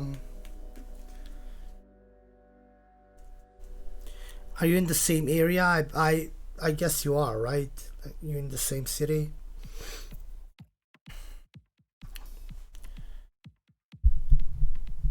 All right. Witches of Hemwick, take 2. So you enter the arena, pop a pellet and a bolt paper. She's gonna swing always. Go around her, do the charge out 2, cause a backstab, follow it by a visceral. And then on the second one, she can do 2 scenarios. The first one is this. She does this. You jog up to her with full stamina, R1, L1, L1, L1, and she's dead. But if you see the blue light, that means she's gonna cast. When she casts, avoid the casting until it stops and do the thing that I just did. Like recharge your stamina by jogging up to her. And do the R1, L1, L1, L1. Only about 150 kilometers though. Still on the other side of the country. Oh, you're Utrecht now. Okay. Mary, I had no idea you're from the Netherlands. I always imagined you from USA.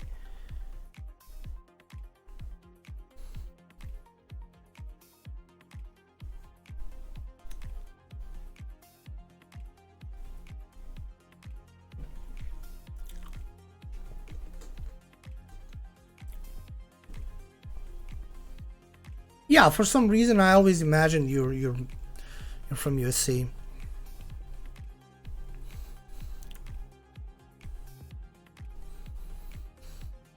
That means I type like an English person? Yeah.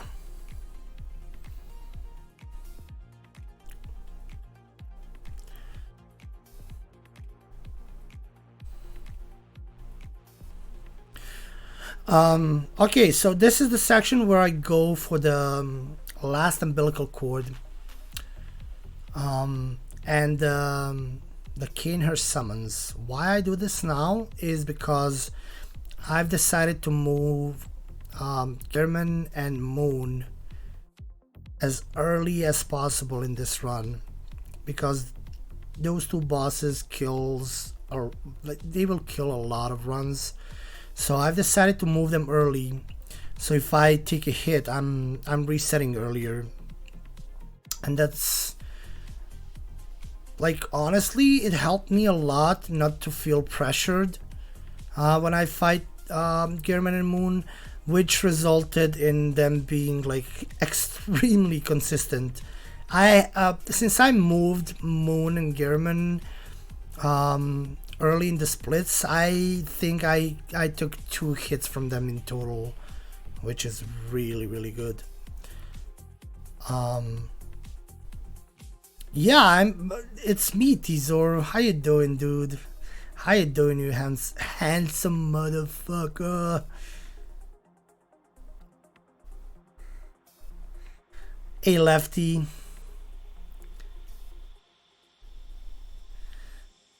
Yeah, we're commenting on the run that we got the other day. Tizor, thank you for gifting the sub to Mary. Thank you, dude. Thank you so much. Thanks for existing. No, dude, thank you for existing.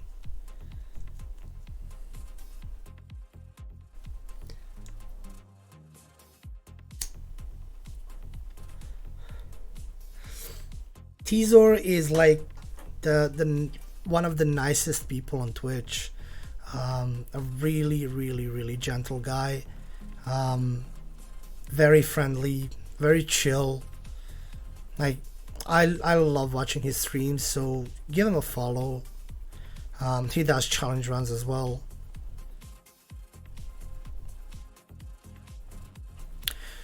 Alright, the reason why I drink elixir here is because of that like brain sucker there. I just don't want to mess with him. I'm not gonna mess with him. Pepper, welcome back. Alright, Lefty, good luck at work.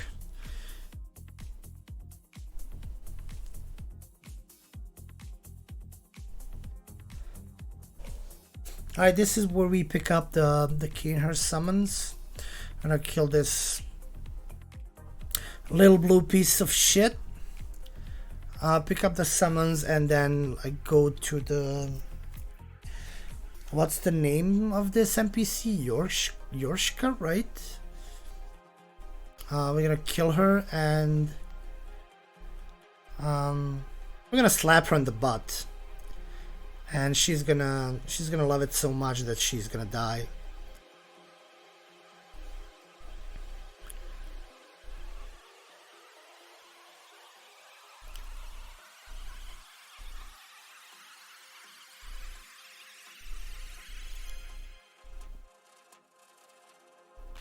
Oh, Yosefka, yeah, you're right. Well, I said Yorshka? That's from DS3, dude. DS3 is calling me. It's calling my name, Tizor.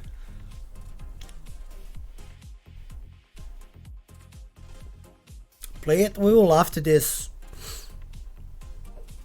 We'll play DS3 after this. So yeah, we picked up the last umbilical cord. Umbilical cords are really important if you wanna fight all bosses. Once you pop 3 umbilical cords, it will result in a moon presence spawn, and you'll be able to fight her. Tomorrow? No, no. Right after this commentary, I'm gonna switch to DS3 and play it. I know, Teasor. I know. Thank you so much, dude. It's been a long time coming. It's been a 8 months grind. It almost broke me, man. It almost broke me, dude. I had some crazy moments where I like felt I want to cry in this freaking run. That's how hard it was. But yeah, now we're ready to fight Gearman. For Gearman, we're gonna do a specific strat.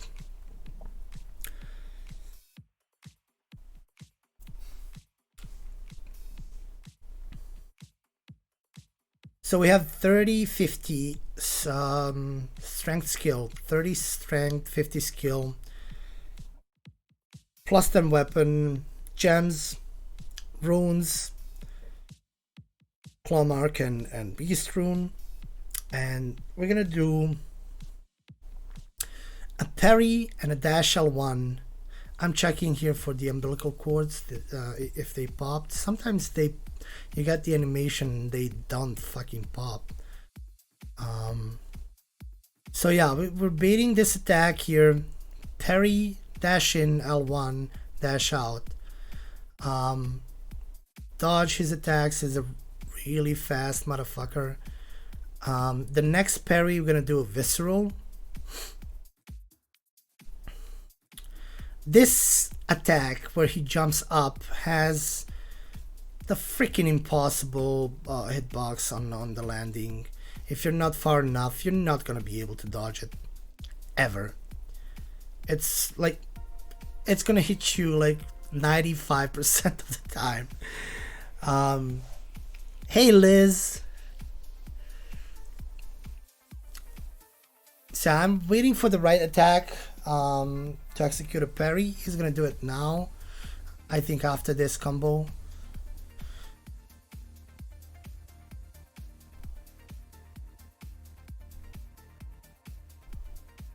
Yeah, no, he cancelled it. I'm still having it, Liz, and we are gonna have it. We're gonna have an amazing day playing DS3 for chill. Alright, parry, dash in, visceral. So one parry with the dash L1, one parry with the visceral, and we're gonna eat a pellet, and we're gonna bolt paper up and do another parry and a visceral.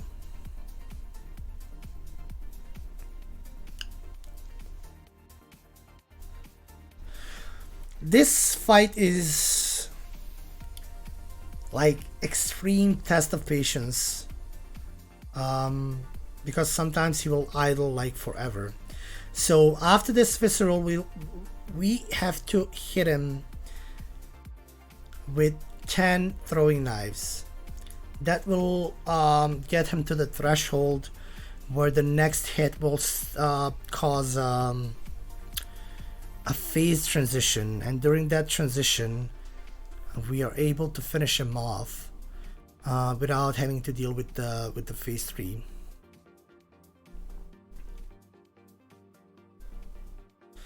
Why are we doing this? Because in phase 3 he has hyper armor all the time, and like you're not able to cause a stagger in any way. So I dodged this attack. The best attack to go in is when he rolls and shoot, and he's gonna do it now.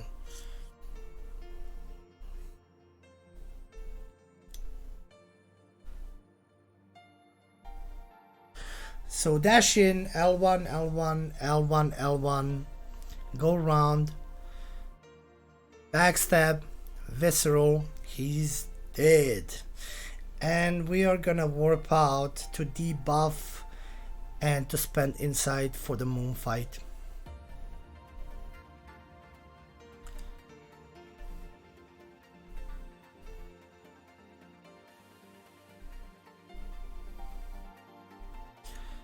Last time you fought me here in DS3, you managed to kill him first try. Feel proud?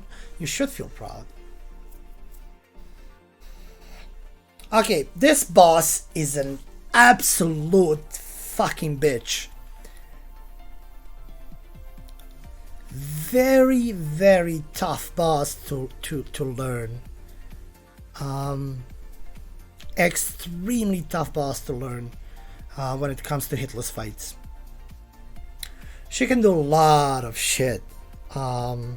She covers way too much ground for the arena. She can box you in. She has this crazy charge attack that she can do like 4 times in a row, which catches you so fast. And she has the shitty health drain attack. So the way we fight this boss is a really methodical way, where we prep her limbs for the quick kill. So we're gonna have to hit her a couple of times in certain spots to prep the limbs for the breaking point. So when we start hitting her, we're gonna break her arm, we're gonna break her head, and then we're gonna do a visceral. And when you do the visceral, the most important thing is, before you go for the phase transition, before you go for the limb breaks, she kind of needs to be on the flat ground. That is the only way that is a guaranteed visceral. If you're on a decline, she will most likely deny you a visceral because of the freaking horrible hitbox this boss has. You're not going to be able to pull a visceral. The drain attack counts. That's why we prep her to kill her before she does it.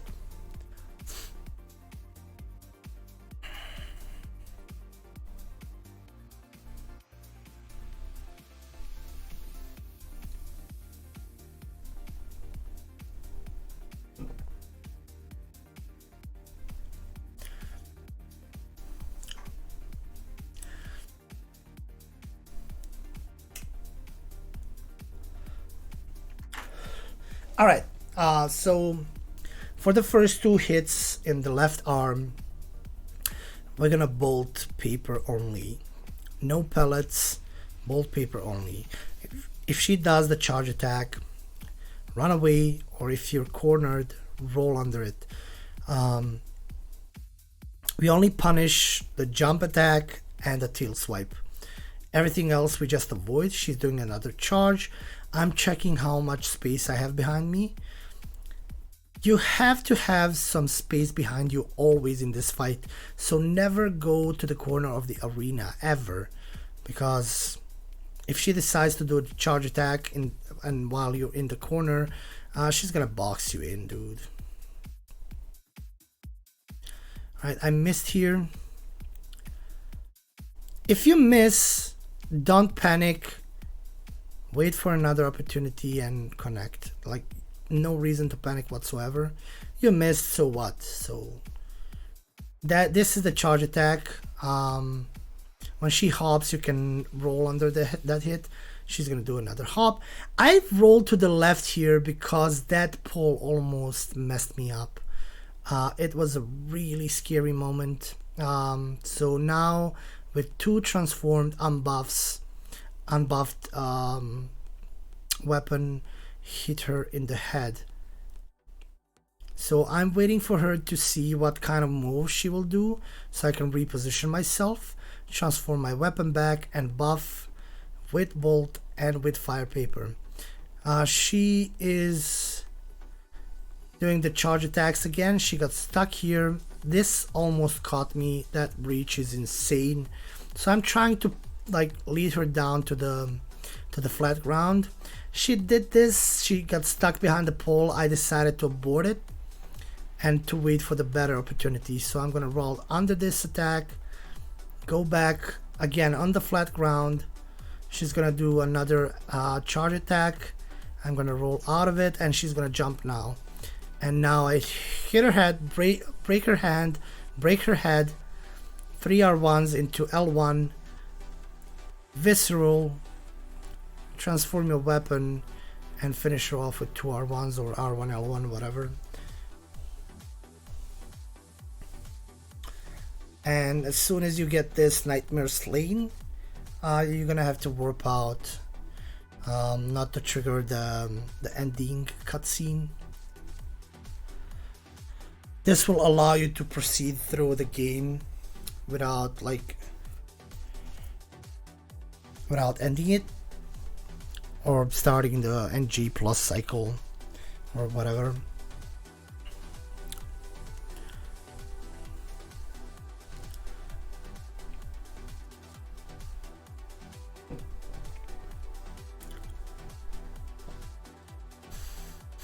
Now, we're gonna go and fight Amygdala or Amygdala. I heard some NPC call her Amygdala, so we're gonna call her Amygdala. So again, I'm prepping the items in order I'm gonna use them. So a blue elixir, a cure for poison, then a sedative for the frenzy, and then a pellet and a bolt paper for the boss fight.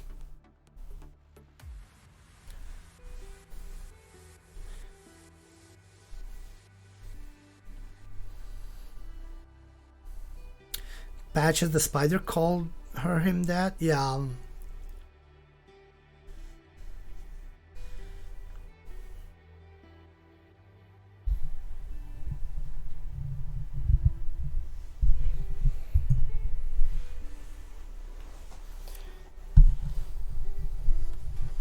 So at this point in the run, we're a bit relaxed because the next 4 bosses that we have left, we got pretty consistently. The Gehrman and Moon are the biggest issue in the main game. So because we got them down, now we're just relaxed and strolling through the game, chilling. We're gonna kill the patches. First we're gonna talk to him to get this rune, really important rune for the DLC. Extremely important, I can't stress that enough.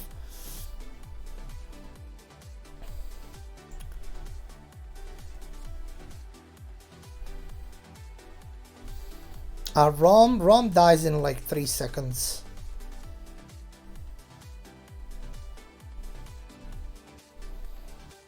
Just like Amygdala here.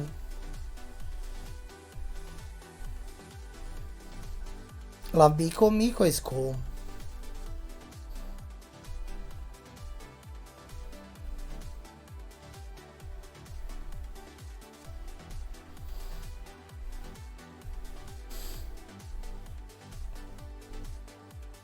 Yeah, Rom dies in 3 seconds.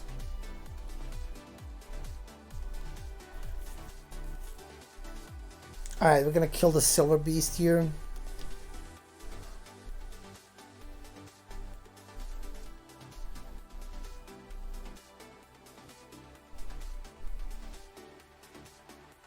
Yeah, Miko can meme you a lot in hitless runs.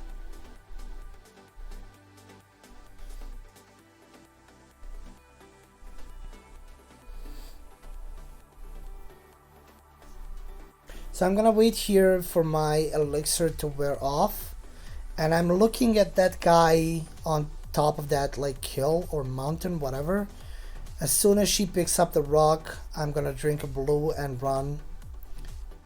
And he's gonna throw it at the last spot that he saw you. So I'm slowing down here, baiting this guy to pick up the rock. He's gonna throw it over us. We're gonna drink the antidote. We're gonna heal up. Drop down. Drop down. We're gonna shoot this enemy here. It's not really an enemy. It's a mutated scurry beast. And she's gonna disappear. So we pick up this insight or madman's knowledge, whatever, and we're ready for Amygdala fight. So in this fight, I almost messed it up. I have a marker on the ground that I always like look at when I run up to it. But I lost it in this fight, so I had to play this on a hunch. So what you do basically is you mark where you stand for the charge R2. As soon as she drops, charge R2, 2 3 steps, charge R2 into visceral, transform your weapon and hit her arms. Her arms is gonna break and she's gonna be dead. The reason why I missed the arms is because like I was so stressed when I realized that I missed my marker on the ground. I thought we're gonna get hit, and we almost did. I was like on the edge of the hitbox. We almost took a hit there. I kept it cool. No one noticed it, but I knew it. It was so close.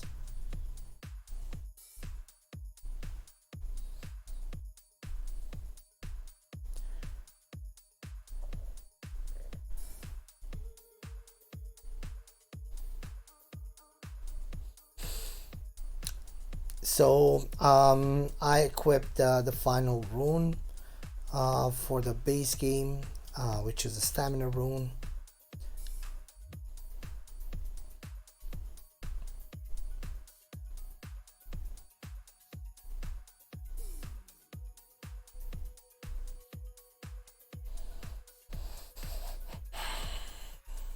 And now we're ready to fight the celestial emissaries. I call this boss a little blue pieces of shit.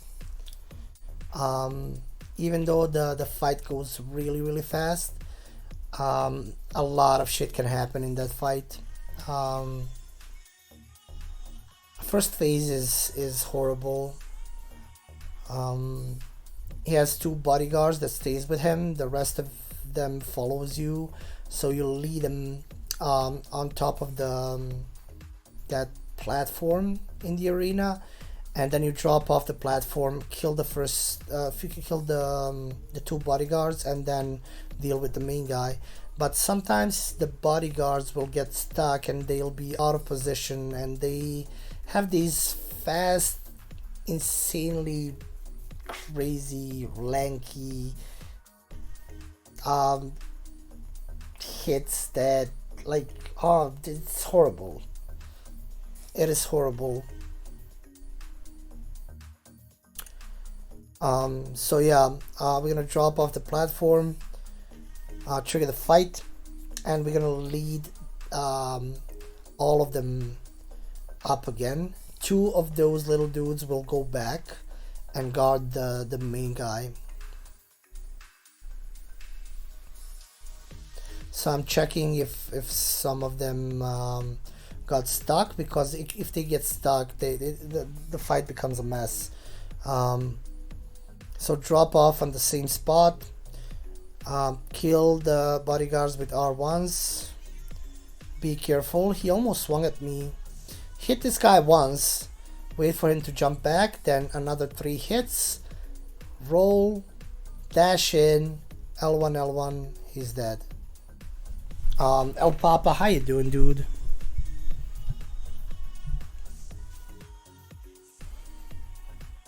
Now, the next boss is Ebrietas. You have two ways to fight this boss. You can fight this boss, you can execute the fight with speedrun strats, which is a quick execution, but it's really precise. At one point, you need to stagger her limb or to break her limb, but if you do it too early, you're not going to do it. If you do it too late, you're not going to do it.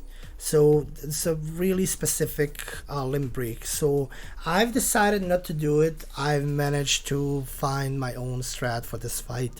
So I'm just gonna prep the limb for the breaking point with R1, L1, L1 and go away. We're gonna buff and we're gonna beat out the head slam. As soon as she head slams, the fight is gonna begin. So if you're gonna do it like this is a no roll strat. It's very important to have space behind you so you can dodge this charge attack. The way you dodge it is just run to the right. You don't need to roll, you don't need to do shit, just run to the right. Here's the head slam, charge R2 in the head, into L1, another charge R2 into head, lock on, do a visceral, roll towards the limb that you prepared, L1, the limb is gonna break, her head is gonna go down, and you connect with the chained L1 into the head, and she's gonna be dead. Very impressive fight to execute, like very fluent, extremely tough boss, but when you prep it, it's like really nice to see. All right, Pepper, take care, dude.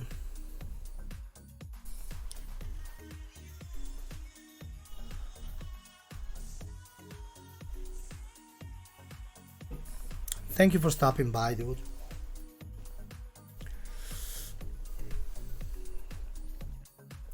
Now, all we have left for the base game is Logarius. And after that, we're gonna pick up another rune in the woods, and we are off to DLC.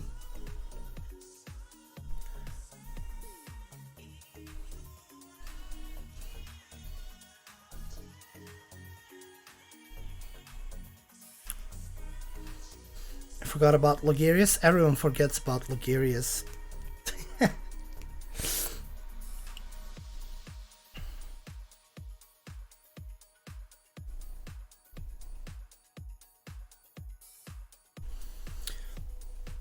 So we're drinking the blue here, just running through these witches to get to that tombstone to trigger the cutscene. Such a fun boss, I agree.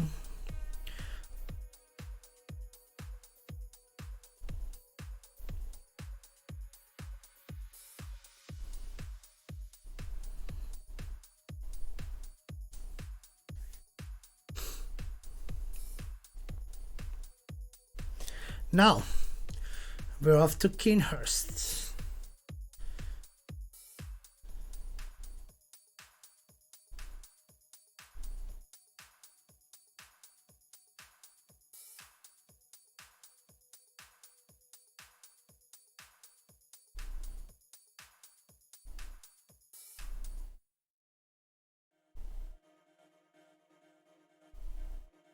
Forsaken Kinehurst Castle. It's the final running section of the main game. It can be really tough, but after some time, like it clicks. All of the running sections in Bloodborne clicks. They click after sometimes. When you spend enough time running through them, you basically like get to know the lines, the pathing where you need to go, and like how you need to do it.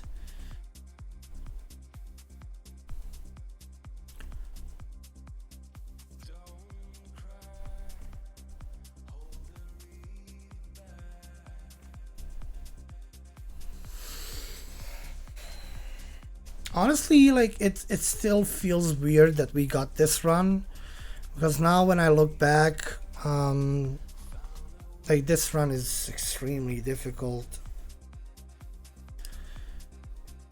and I'm still, it's still sinking in. That enemy you just shoot, it'll knock him, so you can just continue running.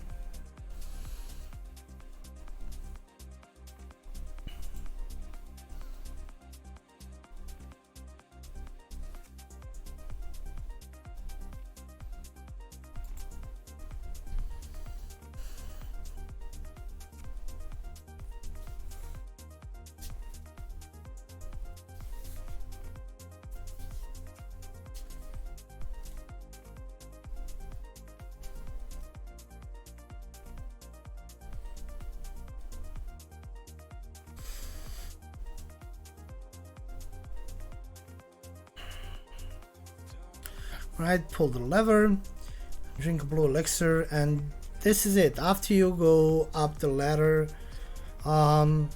you're basically at the boss. You only have like a couple of enemies left, but one of them will partially aggro, but is just like not gonna see you at all.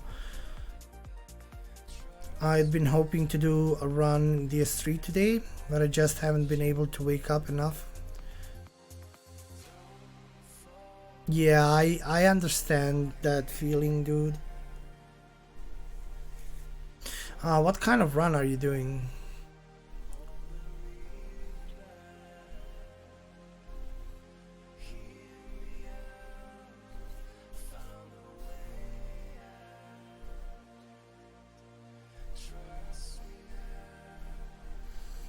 Just any percent hitless? What is your PB, man?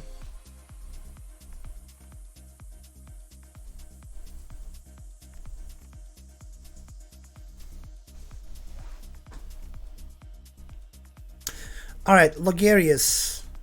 Again, you can see that I carry a lot of echoes. I didn't level up because this boss requires a specific strat with specific stats.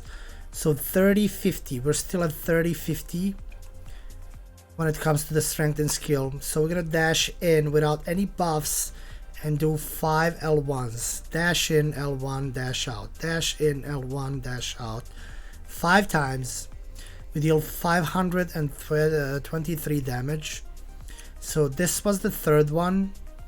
This is the fourth one. After some time, you'll be able to like predict where he will jump back. So that was the fifth one.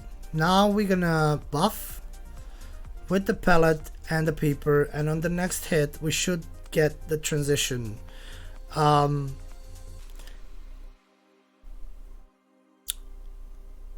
just waiting for the right attack here. Those are the good attacks, but we weren't positioned well. We're gonna skip this attack. We're gonna go behind him. He's gonna jump back and he's gonna do it. So he casted the most important thing in this fight. So we dash in L1, L1, L1, L1, go around him, do a charge out 2 into a visceral, and he's dead. The most important thing in this fight, when he casts like those skulls, if you're on lower ground, they will go above your head. So it is always nice to like get him on the vantage spot, like let him be higher than you, like position yourself in that way that you're standing on lower ground, and you'll have an opportunity not to think about will you dodge in time, will you get caught by the hitbox. The skulls will just go above your head. That's really nice. So now we're spending echoes into leveling, and we're gonna level strength from this point on. So that was the main game, all bosses. Now we're preparing for DLC. 5 more bosses to go. This is the moment where the reality strikes in. You know, like you went through any percent, you went through the base game, and now you're gonna go into DLC, which changes your mode entirely. Up until this point, we were joking around like a lot. We were talking, and now when I enter into DLC, I basically said like 5 words in total. I was so focused, I didn't want to speak at all.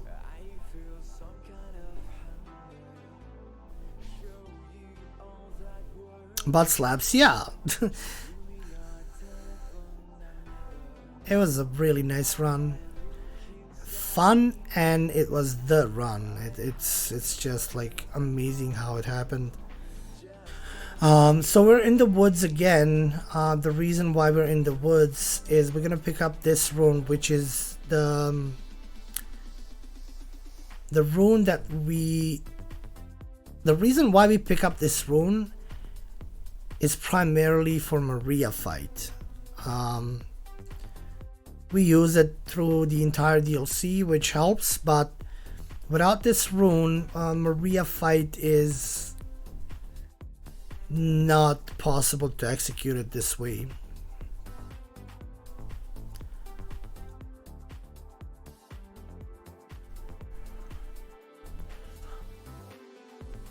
And yeah, we're gonna drink blue. We're gonna kill this idiot here, and one throwing knife for each one of them. You could tell my my DLC switch flipped. Yeah.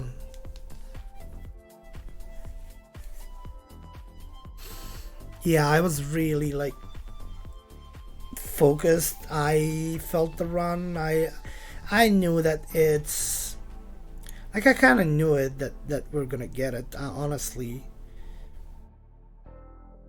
I just wanted another chance at the final boss. Like, we lost one run at the final boss, and I just wanted a rematch. Just give me one more chance. I'm not gonna fuck it up, and I didn't.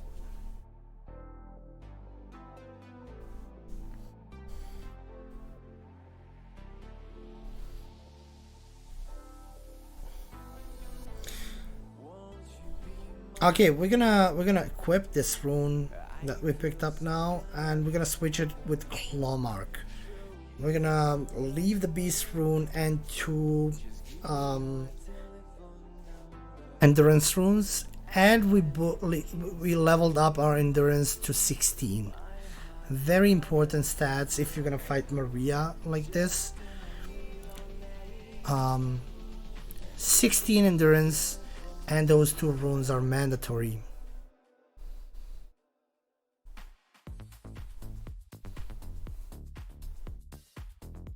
Yeah, I said it after the shadows before Rom.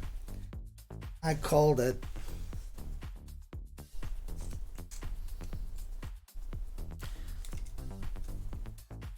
Is a fear, what's up, dude?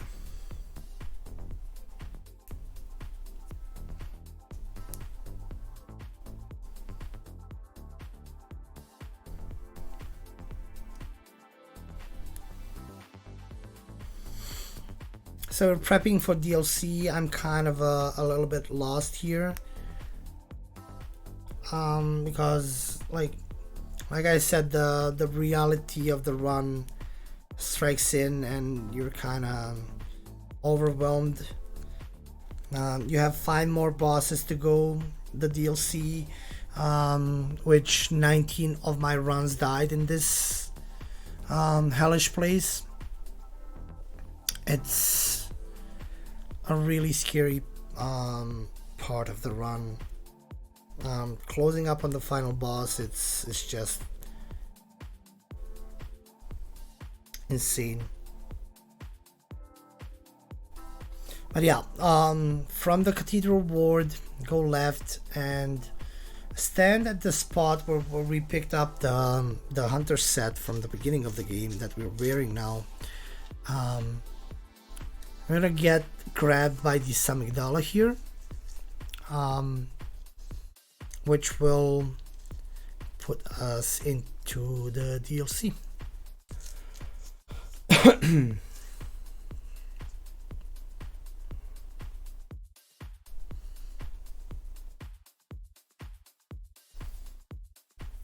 So we're in the DLC, Hunter's Nightmare. We lit the lantern. We're gonna drink elixir next to this pole, and we're gonna run. No need to recharge the stamina here because we have a lot of it. And we're gonna throw Punji there for the dogs.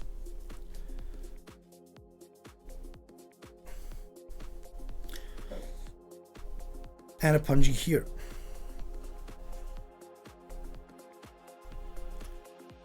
For those idiots.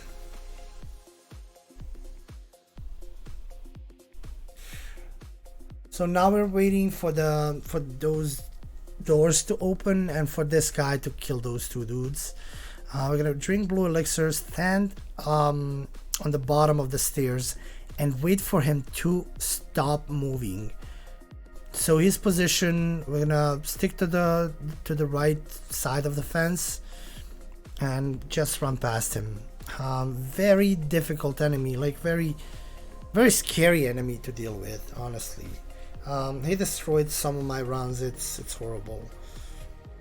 So yeah, now we pick up the eye pendant, which will allow us to proceed through the DLC and fight Ludwig.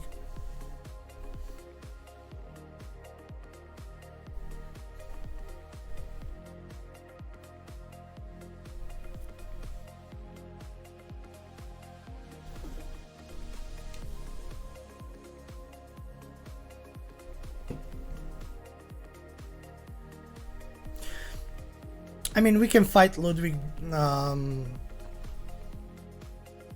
without it, but after the Ludwig you have one elevator where this eye pendant is used.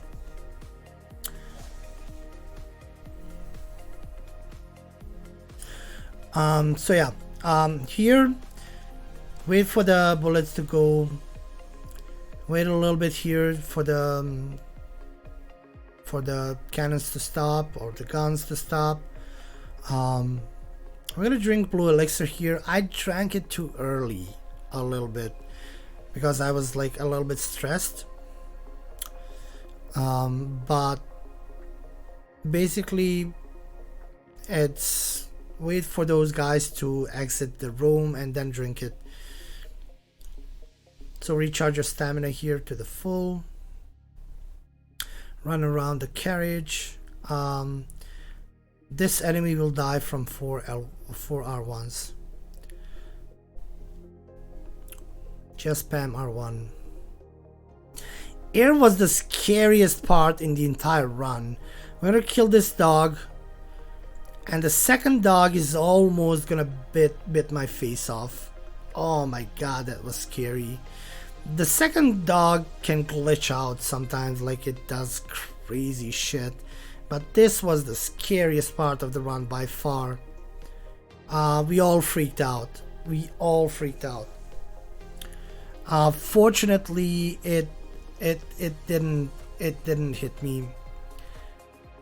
Oh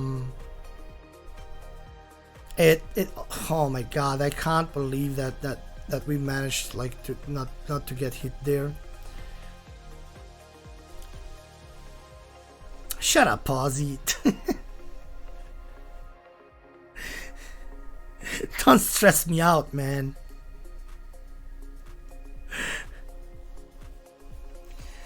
But yeah, that was scary part. Scary part.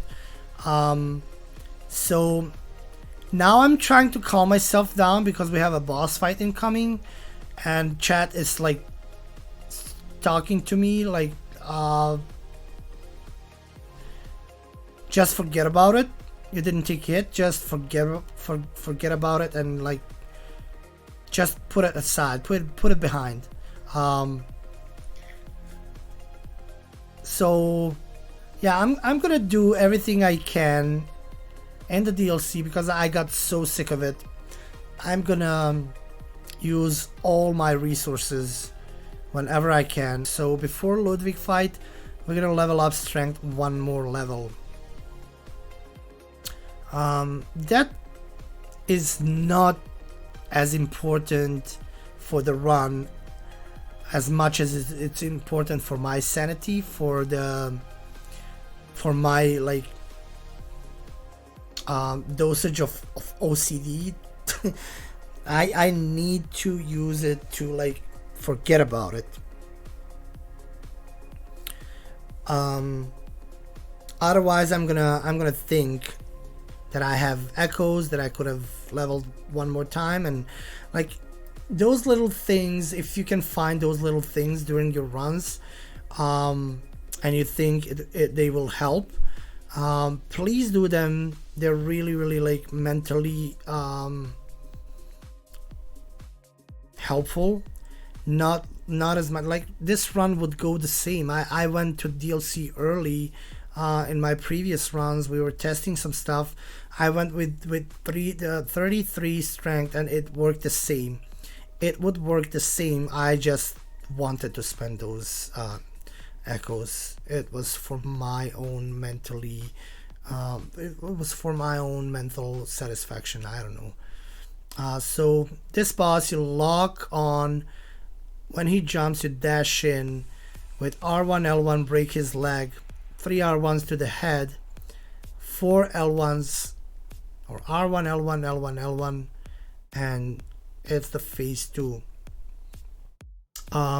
This was a very nice RNG. It goes over your head.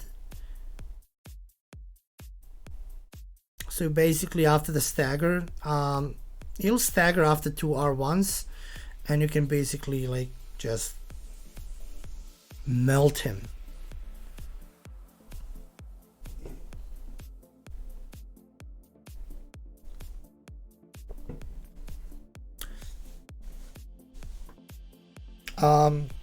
The first phase is very precise. The dash in, and you have to lock on, dash in while dashing to unlock, and do R1 L1 to the rear right leg. Once the leg is broken, you need to go around and hit his head 3 times while his head is moving. If you miss the head stagger, you're 95% gonna take a hit as soon as you miss the head stagger. So once you break the head, you continue going in the counterclockwise direction and hit him in the body with R1 L1, and then turn your stick to the side to target the other rear leg. So it's chained R1 L1 to the body, L1 L1 to the leg, and he's gonna be in the second phase. It's really, really precise, laser precise. So as you saw, I went again to level up because I've decided in this run I'm gonna keep Lawrence as a lost boss. So I leveled up because of the emissaries and Maria. Not the emissaries, the failures. Here there's an NPC that guards this elevator. You just strafe this attack, trigger the cutscene, and you'll be up.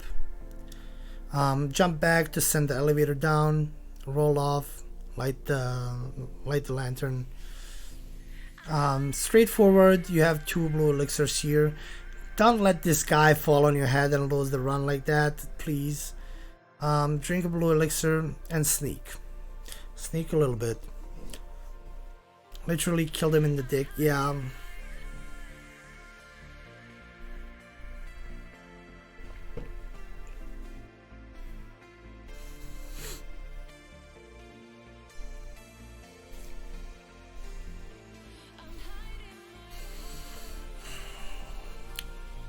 So we're waiting for these guys to like go past. Drink another blue elixir. We're gonna have 2 enemies here that are waking up. They can follow us, but like just stick to the right, because like here before these ladders, there's a guy on the left that will start talking if you get close to him, which will cause you not to be able to climb the ladders. And if those 2 enemies outside decides to follow you and you get that dialogue, you're not gonna be able to climb the ladders. You're gonna like skip through the dialogue and they're gonna hit you. So stick to the right side.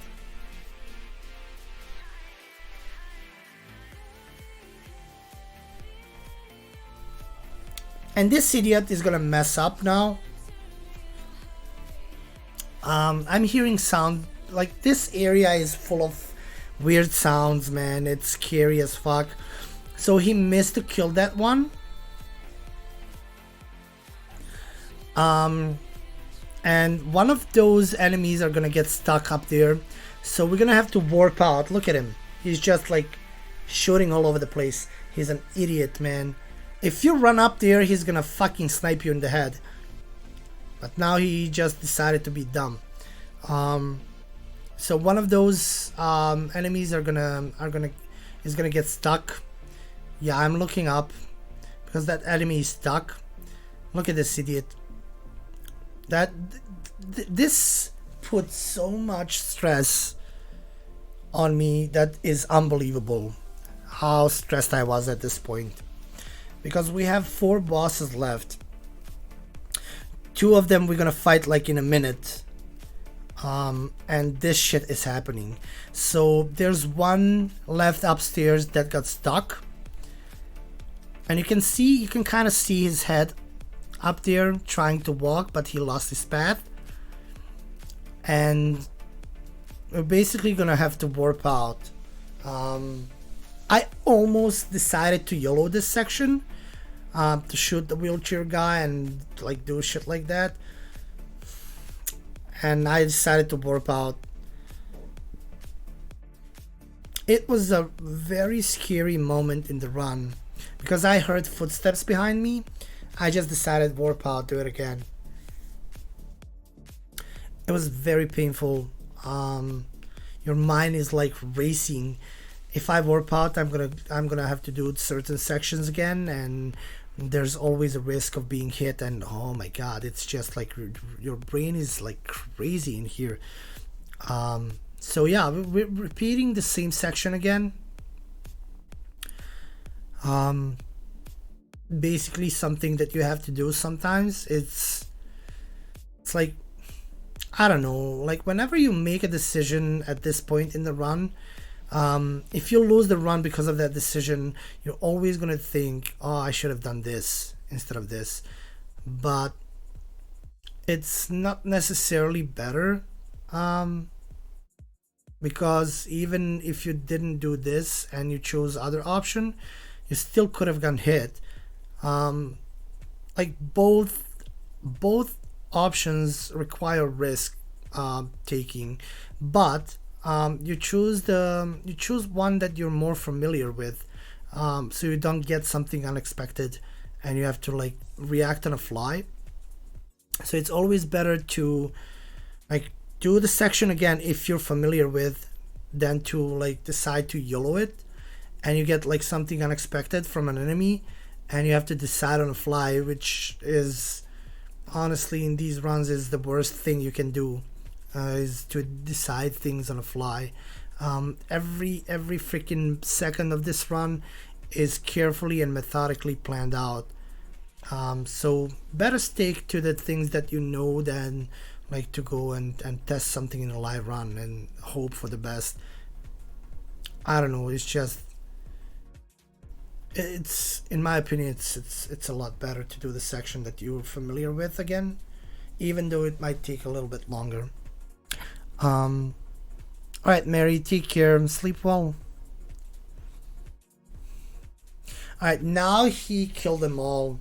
Now he was a good marksman. So we drink a blue elixir, run up, trigger this guy. This strat has been told to me by K Witty. One run was destroyed by this Ivy idiot.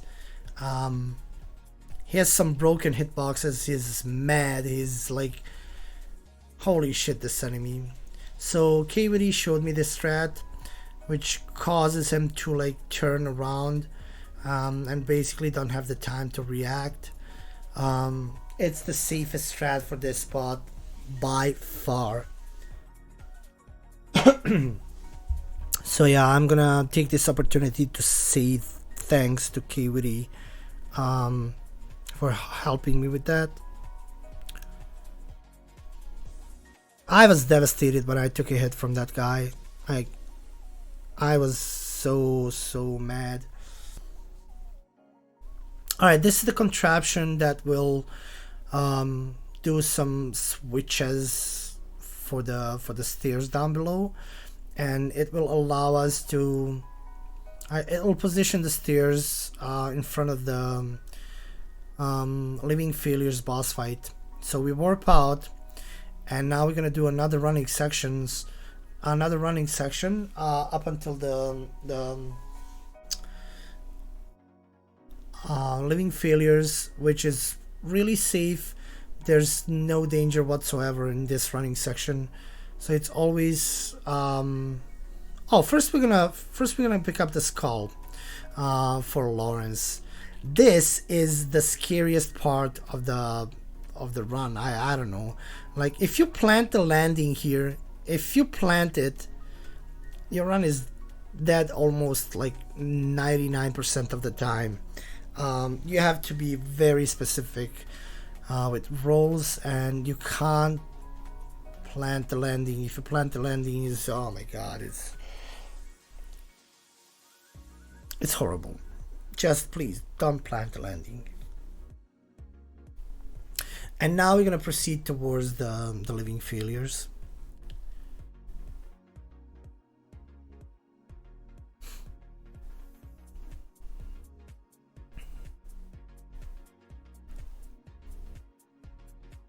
Now, Living Failures doesn't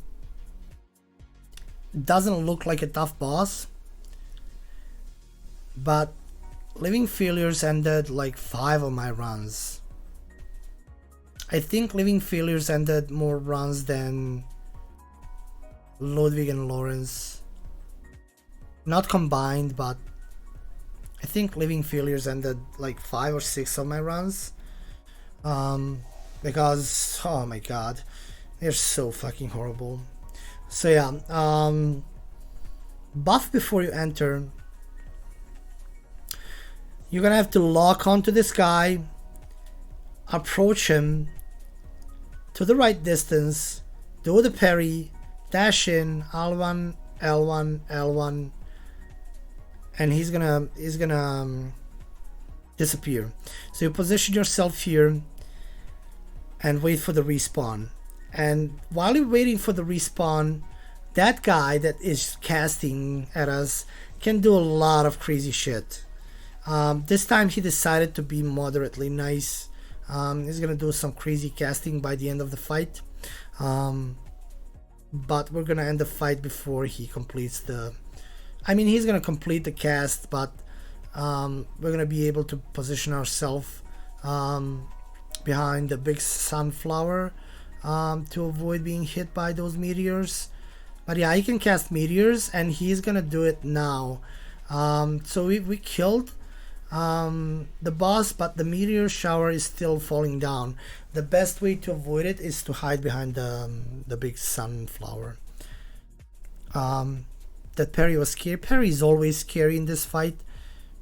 It can clip you, and if you're far from the parry, when you do L1 on the first dash, after the first dash you do L1, he's gonna like stumble a little bit to the back, like he's gonna back up a little bit, and if you're not at the right distance at the parry, your second L1 is gonna miss, and he's gonna smash you with a head. Horrible. Yeah, I ended up practicing that parry a lot. It was the only way, man. I tried a lot of things. I tried the no roll, I tried to strafe, I tried a lot of things to avoid that parry, but in the end nothing was working. You just needed to learn the parry, or I needed to learn the parry.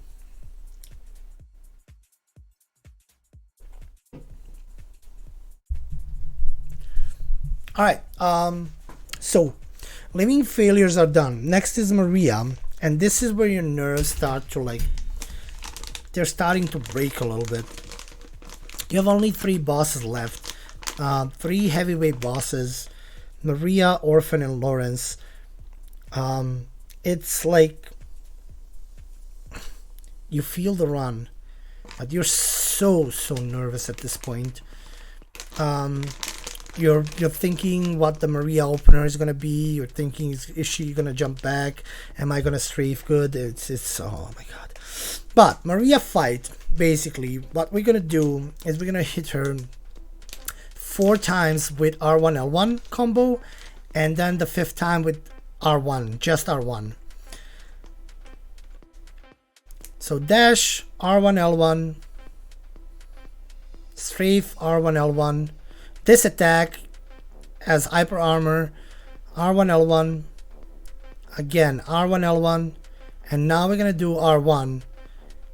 Approach her 1 2 3 4 5 6 and dash back 1 1 2 3 4 dash back 1 2. She's dead. This was the perfect Maria fight. The strafes were on point. The going back in front of her was on point. If you don't go like right up to her face, she's gonna decide to dash. She's gonna decide to jump back and dash. Not gonna attack you. She's not gonna attack you. You're gonna trigger something like you trigger when you go on the nurse's hip. She's gonna like hop back to reposition herself. So my strafes and my like going back in front of her was really on point in this fight. The dangerous part of the fight is when she decides to do that hyper armor attack with 2 hands. If you're not fast enough with R1 L1, you're gonna be committing to the L1, and she's not gonna get staggered, and she's gonna like cut you with that, and it's horrible. So yeah, we're in the fishing hamlet. We need 4 elixirs here. Drink an elixir on the particular spot that I drank it. It's gonna wear off exactly where you need it to wear off. Kill this guy with 2 R1s. Go back a little bit, hide behind this house. Drink another elixir. Throw a pungent for the dog. We're gonna throw another pungent for this dog. And we're gonna run through these guys. Don't mess with them. No need, no point whatsoever. And we're gonna wait for elixir to wear off here.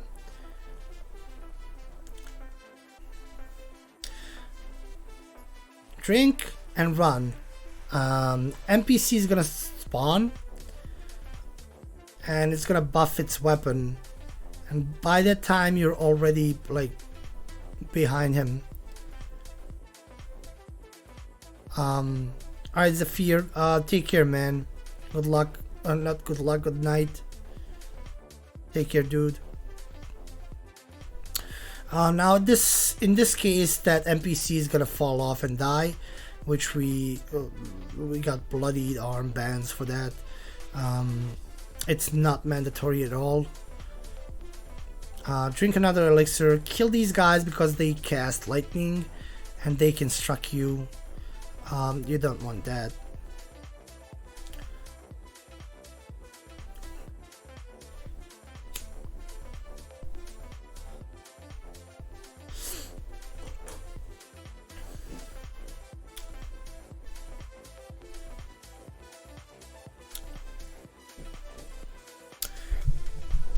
Now, now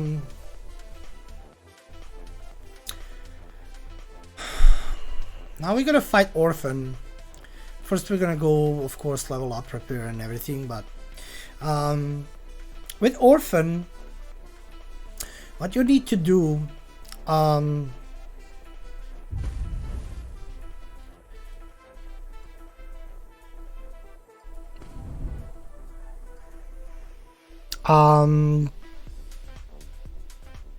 Home Alone, thank you for the follow.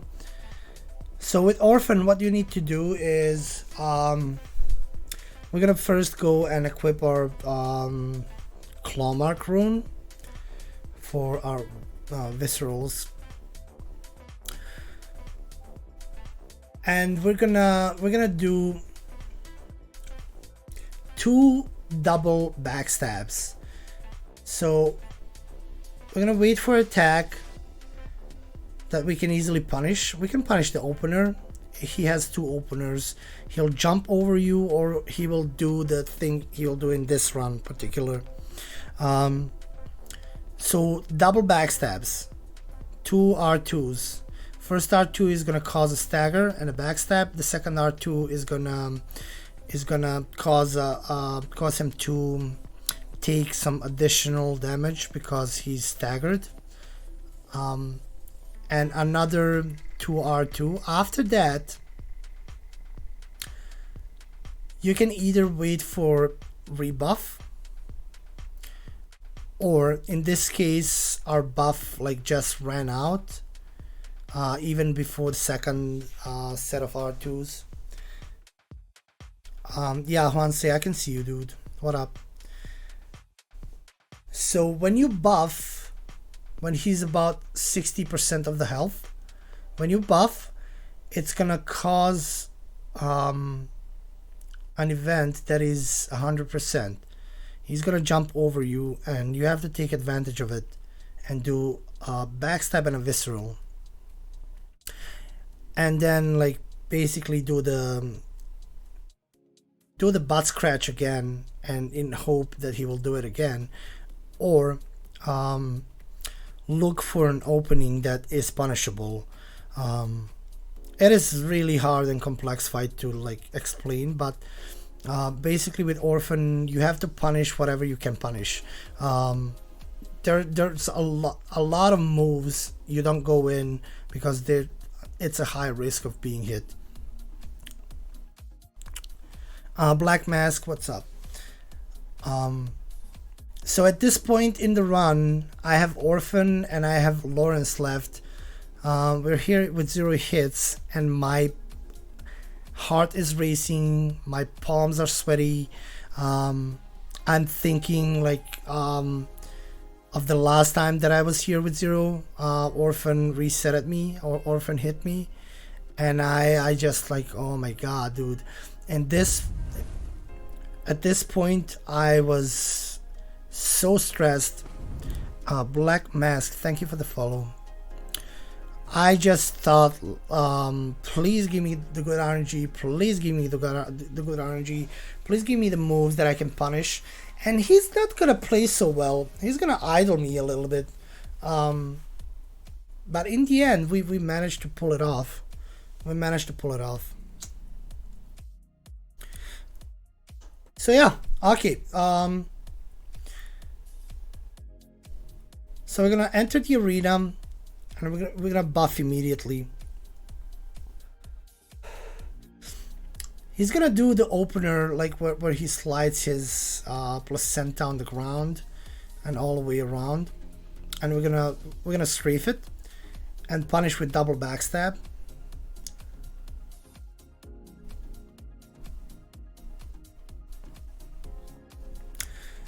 Now he's gonna idle me a lot. And he's gonna give me some moves that I can't punish. So my beast meter is gonna go all the way down, which is kind of a bad thing in this fight. Especially in the hitless run, you're relying on the beast meter to give you the damage that you need. Some crazy moves from him, like some unpredictable moves, but Orphan is always like that. Sometimes he will give you the good RNG. These jumps, I'm not punishing these jumps. This circular move I'm gonna punish. And now my pellet wore off, and I didn't do nearly enough as damage as I wanted to do. So I'm gonna rebuff here. He's gonna jump over me. I'm gonna go under him and do the charge R2 into visceral, which will give me time to bolt paper up. And he's gonna do the 5-hit combo. We're gonna punish this with double R2. No, R2 and visceral. And I'm gonna try to to beat a butt scratch, but he did that move and canceled it. I could have finished him here if I didn't do the butt scratch. So he's going into phase 2 or phase 3, whatever. This backstab is a very, very, very precise backstab. I just panned L1 there. I just wanted this fight to be over. I don't know why I did that. I should have done another R2 into L1 to chain them, but I just wanted this fight over, man. And thankfully enough, it was over.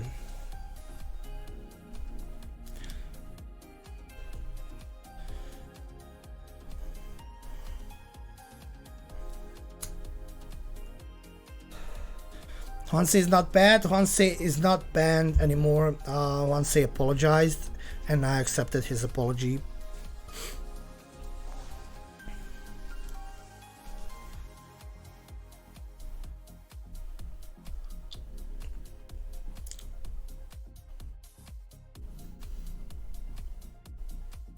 Alright, so we're gonna unequip the claw mark again, and we're gonna equip the beast rune again.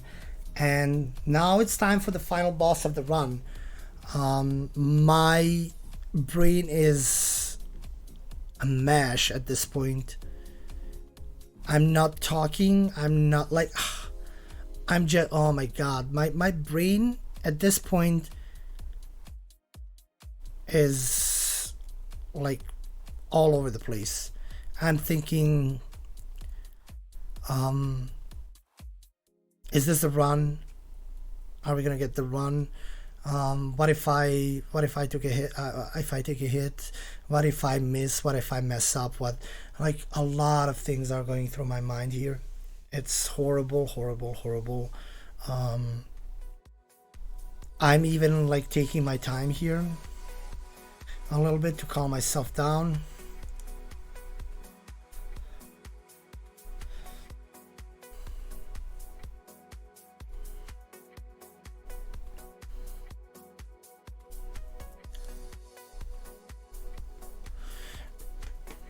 Alright, Astarte, good luck at work. So again, like in the beginning of the DLC, we drink the blue elixir here, and then we throw 2 pungent cocktails, one for the doggos, one for the enemies upstairs.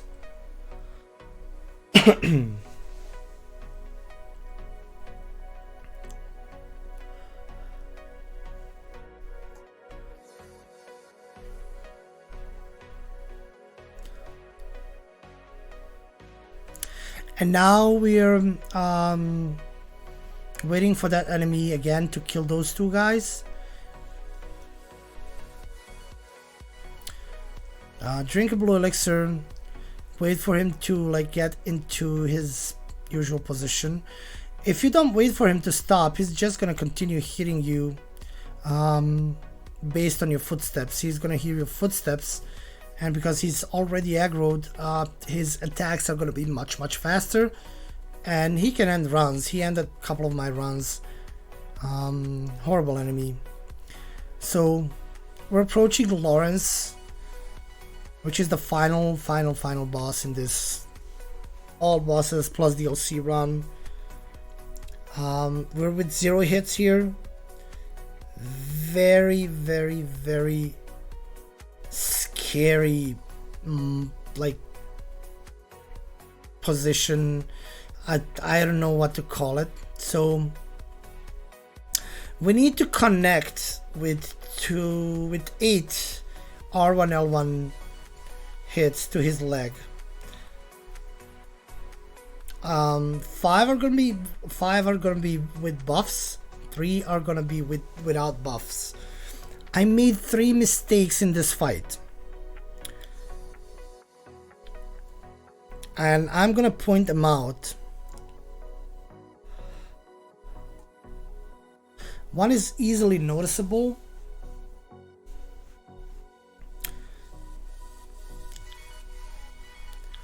I made 3 freaking mistakes here, and I didn't get punished.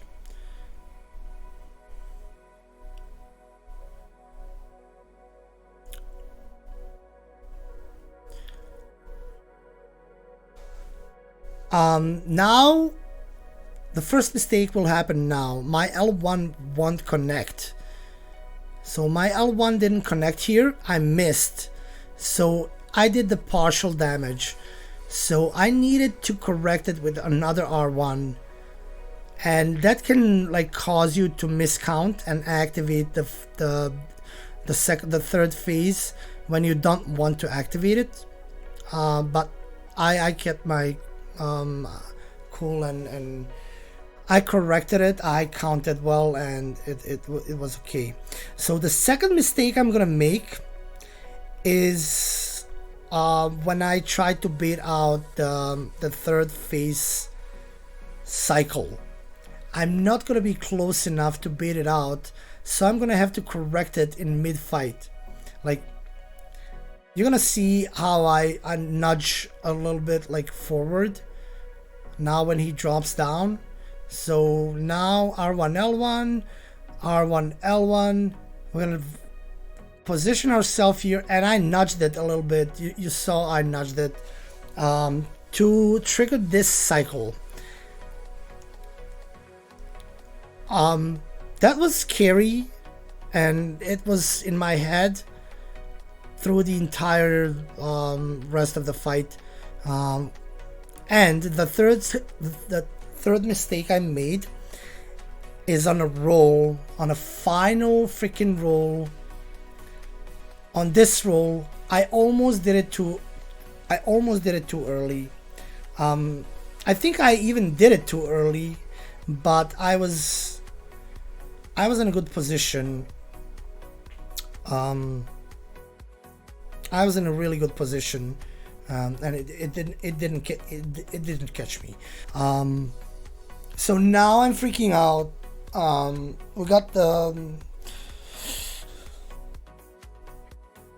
We got the entire Bloodborne, all bosses plus DLC without taking a single hit. And I'm like losing my mind here.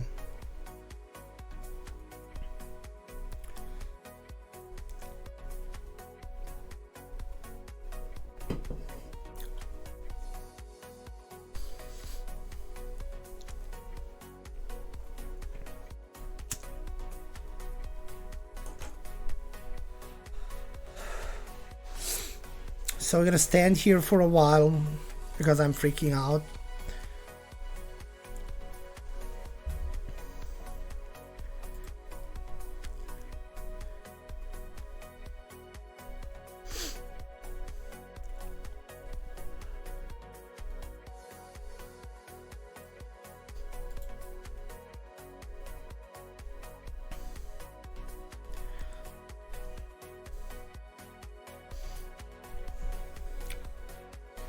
Yeah, I'm like home alone. I'm right now. I'm just like,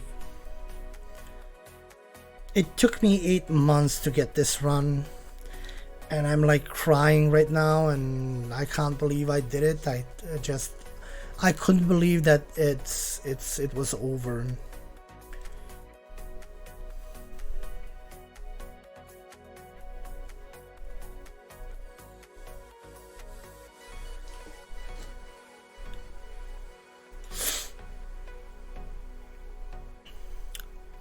So yeah, now I'm gonna go into the Hunter's Dream and activate the cutscene, make this run official. Chad is freaking out. A lot of gifted subs, and I'm gonna read them now because I couldn't read them at that point. So at this time, in this particular run, El Papa gifted 5 subs. Goes on Ghost gifted 2 subs. Slug gifted 5 subs. Keenan resubscribed. Slug gifted another sub. Sekiro Shadow gifted 5 subs. Then Slug gifted another sub. So yeah, I wanna thank you guys so much. I'm sorry I couldn't read that out loud. Because my freaking Streamlabs didn't show any of them. You guys broke the Streamlabs. You made a pyramid in VOD? You're crazy, dude.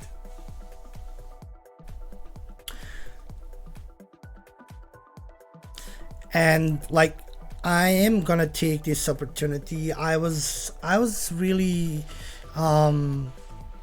like, I was out of my mind at this point. I was thanking Gimme Dopamine for giving me the opportunity to play Bloodborne by gifting me his PS4. I have a couple of more thanks to Lethal, who helped me with a lot of like strats when it comes to polishing the run. The throwing knives before witches, that's a lethal strat, and it saved a lot of runs. He explained me shadows a lot.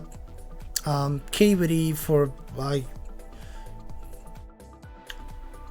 giving me a lot of strats where I was losing my runs consistently. Two spots in particular: the dog in Hamwick Channel Lane, and that Ivy idiot in the lecture hall. Not the lecture hall, the clinic. So yeah, thank you Lethal and K-Witty. Thanks Goes on Ghost for being an inspiration and for giving me the strat how to avoid that stupid fucking enemy in front of the Lawrence fight. And finally, I wanna thank Ahadi, the freaking beast, who stopped his run and loaded the orphan save file, and he basically showed me everything about that fight that I need to know. That I wouldn't be able to like figure orphan out if it wasn't for Ahadi, and huge thanks. Ahadi is a speedrunner who's gonna perform at GDQ this year on 28th. Former world record holder for all bosses plus DLC, or all bosses speedrun. Whoever doesn't know Ahadi, that's his channel. Freaking give him a follow, because like, in my opinion, that's the best Bloodborne player in the world. That's just my opinion. Follow K-Witty.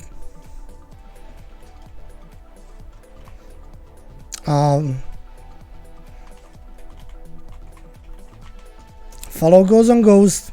Goes on Ghost is a girl who is doing all bosses plus DLC plus Chalice dungeons, hitless runs with only one fully functional arm. And she has a 4 fucking hits PB. She has this run that I just commented on. She got a hitless.